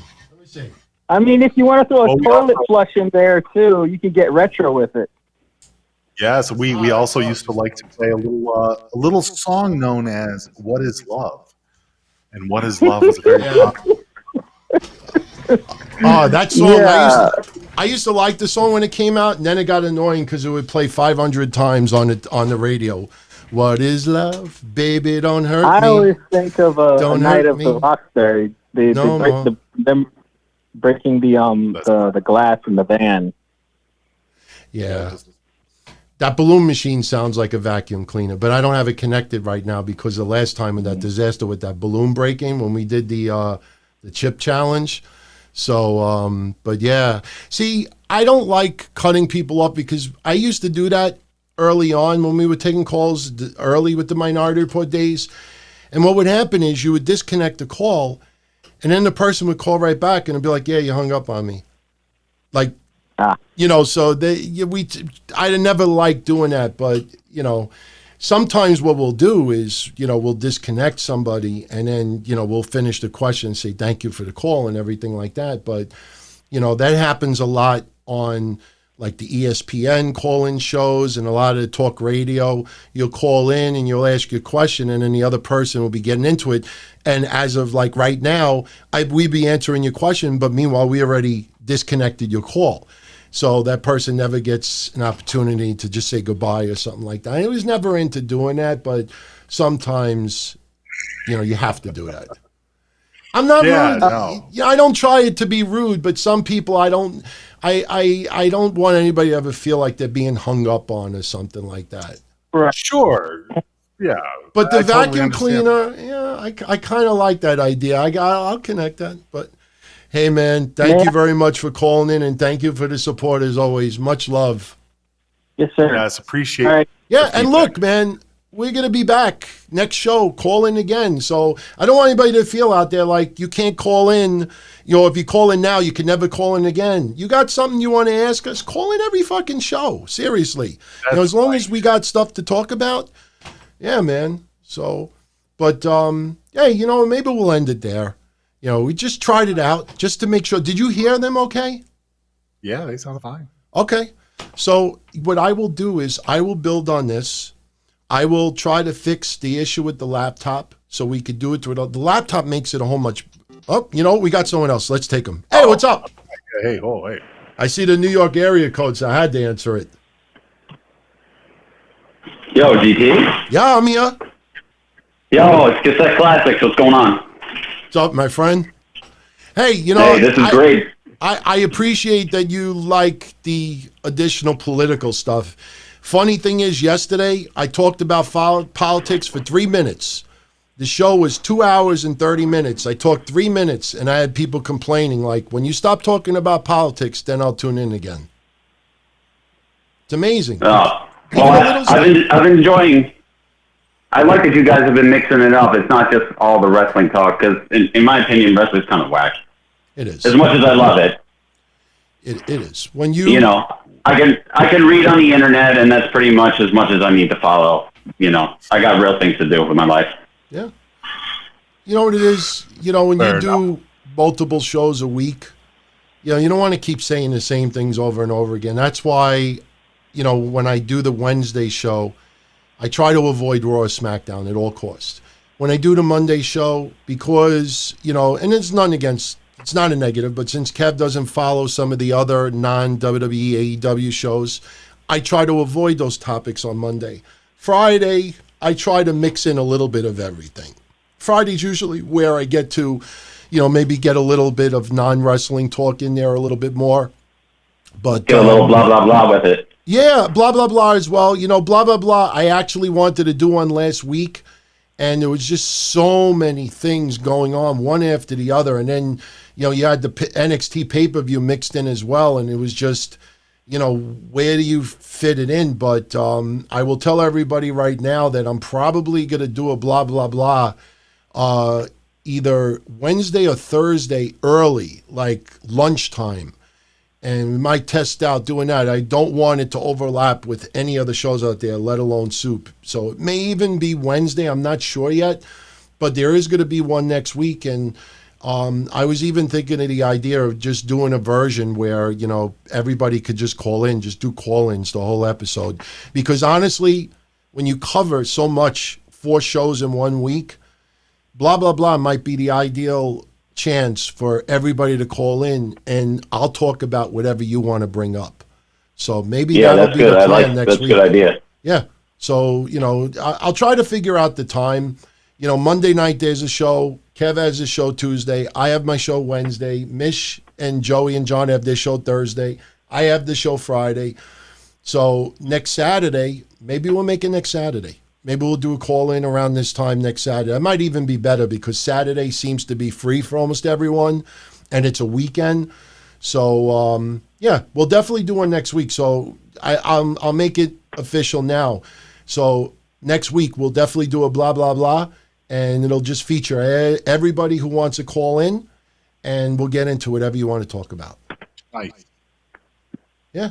Yeah, that sounds cool. You know, it's good you guys have like kind of just like a hangout show where just people, you know, just talk about whatever. It doesn't have to always be wrestling. Absolutely, man. Absolutely. All right. All so right, let me ask you one wrestling. I'll talk to you soon. Let me ask you. Yeah. Let me ask you one wrestling question, Sure. Don Tony, real quick. With Christian being back on TV, who do you think had the best TNA run? Because I think he was pretty much all-time best TNA run. Mish, what do you think? Yeah, no, I mean Christian Cage was fucking amazing. At the same time, though, you'd really have to put Kurt Angle up as the competitor for that. But now that Kurt Angle's off television, yeah, I would easily say that Christian Cage is probably the best representative of TNA, other than maybe AJ Styles. Yeah, if you go with people who left WWE to go to TNA for a little bit, I put Christian number 1. I put Kurt Angle. Would you put him over Truth though? Because I got to be fair to Ron Killings. His TNA run was amazing, and even held the title for a while. Yeah, a lot of his keeping going with Sting and going with Jeff Jarrett was really good. He helped TNA. I'll rephrase that a little bit. When I talk about their singles run as a singles wrestler, I mean, I still believe Edge and Christian was better than Christian by himself in WWE.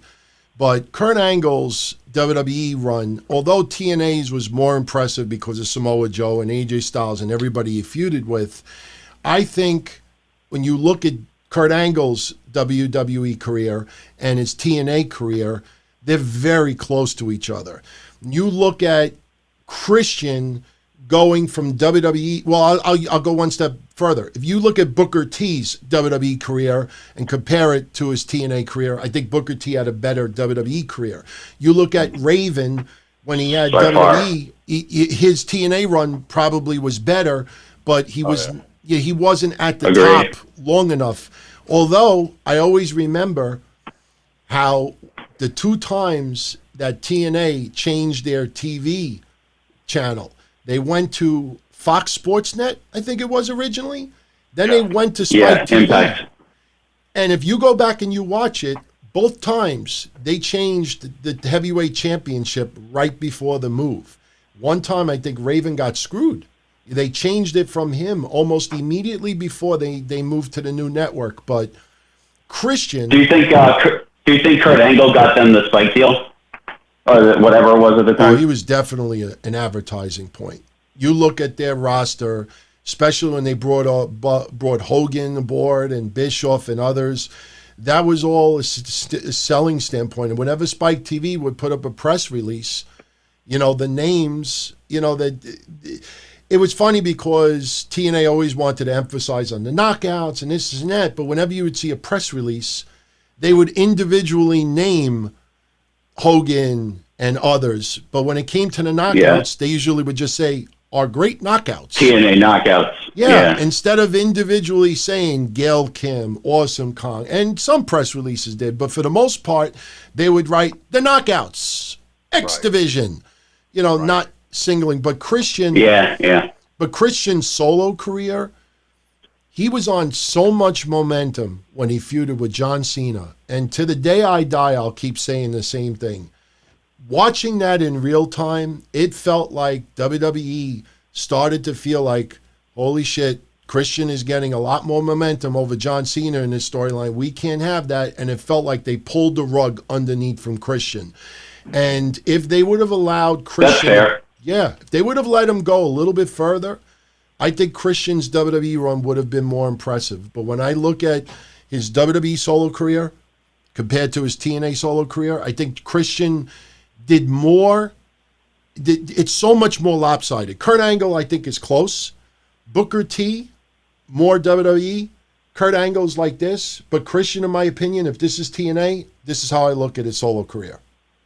I don't see any other former WWE. Raven was just never on that level in WWE. So he was never all the way up here in WWE. He was always, no matter how many times he had the Hardcore Championship. I thought Christian's championship run in TNA was very impressive. Yeah. The Christian Coalition, I remember that. That was great. Yeah, with Tomko and I forget who else was AJ. there. AJ, yeah. So, yeah, Christian. I think with Christian in WWE, he suffered from the same thing with Jake Roberts, where it's like you have that top guy Hogan, and like once they get a feel that the fans are kind of putting the other guy over Hogan or Cena, they always just pull the rug out. I think that's just a WWE thing. Yeah, it happens. I mean, it still happens now when you see even people like Nakamura and others. You feel like they're finally giving someone a little momentum, and then unfortunately it never gets to a different level. And then you realize, okay, we see AJ all the way here and we see Nakamura all the way here. Even Samoa Joe and with AJ Styles. Remember, we all were convinced Samoa Joe was taking the belt from AJ Styles. Didn't come close. WWE, they're set on a hierarchy for their superstars. God forbid they let, like in the Attitude Era, you feel like guys were allowed to make their way through the card and really like show their stuff. And now they're so overproduced, you really can't figure out who's good and who's not. Yeah. It's a shame because they got so many top talents, for our, current age, and so many of them, they just, it's confusing how they use them sometimes. It's just, Cesaro is one of them. Cesaro, I'm still convinced he will have a heavyweight championship run before he retires from WWE. But when that happens, I have no idea. What is that even going to mean when it does happen? Yeah, I mean, it's almost be like, oh, great, It's. I don't think it'll ever. You deserve it, Don Tony. You deserve a title run. Yeah, it's got to feel organic. You don't want to feel like they just gave it to him as as a lifetime achievement award. Is anything in WWE organic anymore? Like honestly, that's my biggest problem with it. Just nothing nothing, suspension of disbelief. Yeah, we all know kayfabe is dead, but it's just everything just feels so fake. Like, what am I watching? The Drake Maverick story, I think it was the most organic one recently. That's probably the close one. Even though Shayna Baszler, I kind of like how they portray her as just being an absolute asshole. Even when she joked about Becky Lynch's pregnancy and everything like that, she just comes off as an absolute asshole. But I have talked to a few people that know her personally, and they say Shayna Baszler is a tough son of a bitch, but she actually is pretty cool to hang out with personally. So I don't even think that's life imitating art to a certain degree. I mean, does anybody live the gimmick anymore? At all? Maybe Cross, because you guys always put him over. But, I mean, really. Yeah, Leo Rush. Leo Rush lives the gimmick. Yeah. There's some people that live the gimmick. Absolutely, man. Some people, I can't separate the two. And that's a shame because Leo Rush is so young. Do you think that's good or bad? Or do you think it's a fine line to be able to make people believe? You get so lost in your own gimmick that you start believing your own farts. I don't know, man. There's got to be... Like Hulk Hogan. Right. Hulk always thought was funny when he talked about at his trial. He's like, the minute I walk out my door, I'm Hulk Hogan, and I have to be that guy 24/7. So I kind of get it, Yeah, but Leo Rush is not Hulk Hogan, man. Yeah, of course. You know what I mean? Like, if somebody's achieving Hulk Hogan's level of fame and they act the gimmick, it almost makes sense. Like, I'm very surprised that The Rock was able to transition from wrestling to movies and normal life so well, because I'm almost surprised that he doesn't have to do the Rock shtick everywhere he goes to this day. He's so far from it. Yeah, that's incredible when you think about it, where he came from as just performing and carrying himself, and now he's like a normal dude, and he still has all the credibility in the world. Yeah, absolutely. Yeah. Well, we're going to wrap this up, Cassette. Awesome talking to you. Definitely call in the next See show. you guys. We'll Keep definitely it going. be doing this again. Keep it going. I'll definitely be doing it next weekend, too. Take it awesome. easy, stay safe, guys. Right, have a take good care, week. my friend. You too. Yeah, so I think with that, we are going to call it. And Mish, much love, pleasure as always. I know you got a lot of busy things going on, but ordering food. yeah, she's going to probably say to me, because we went long, she's going to be, now you're going to order me sushi. So I'm probably going to have to order her some sushi, which is okay. I don't eat the sushi, but again, I don't shit around here. Yeah, just remember, everyone, in 2 weeks, I will be going away for 5 days. So Breakfast Soup 2 weeks from now will not air on Saturday or Sunday. We will do probably a Monday afternoon or a Tuesday afternoon show. We'll figure out everybody's schedule. We'll do it at that point. But definitely next Saturday, we'll mark it down now. We'll do a blah, blah, blah. It'll be all call-ins. So get your stuff together, what you want to talk about. Remember, blah, blah, blah could be anything. Political, growing up Don Tony, wrestling, sports, whatever you want to talk about, start planning it. And again, Backlash Sunday night. You got many choices as far as recaps. Wrestling Soup will be live on Discord. You still use Mixler? Yes. Okay, so Mixler and Discord Sunday night. I'll be on YouTube. We'll probably have the Patreon section open for Discords tomorrow night too, if you want to stop by. But hey, everyone, thank you for the support as always. Mish, much love as always.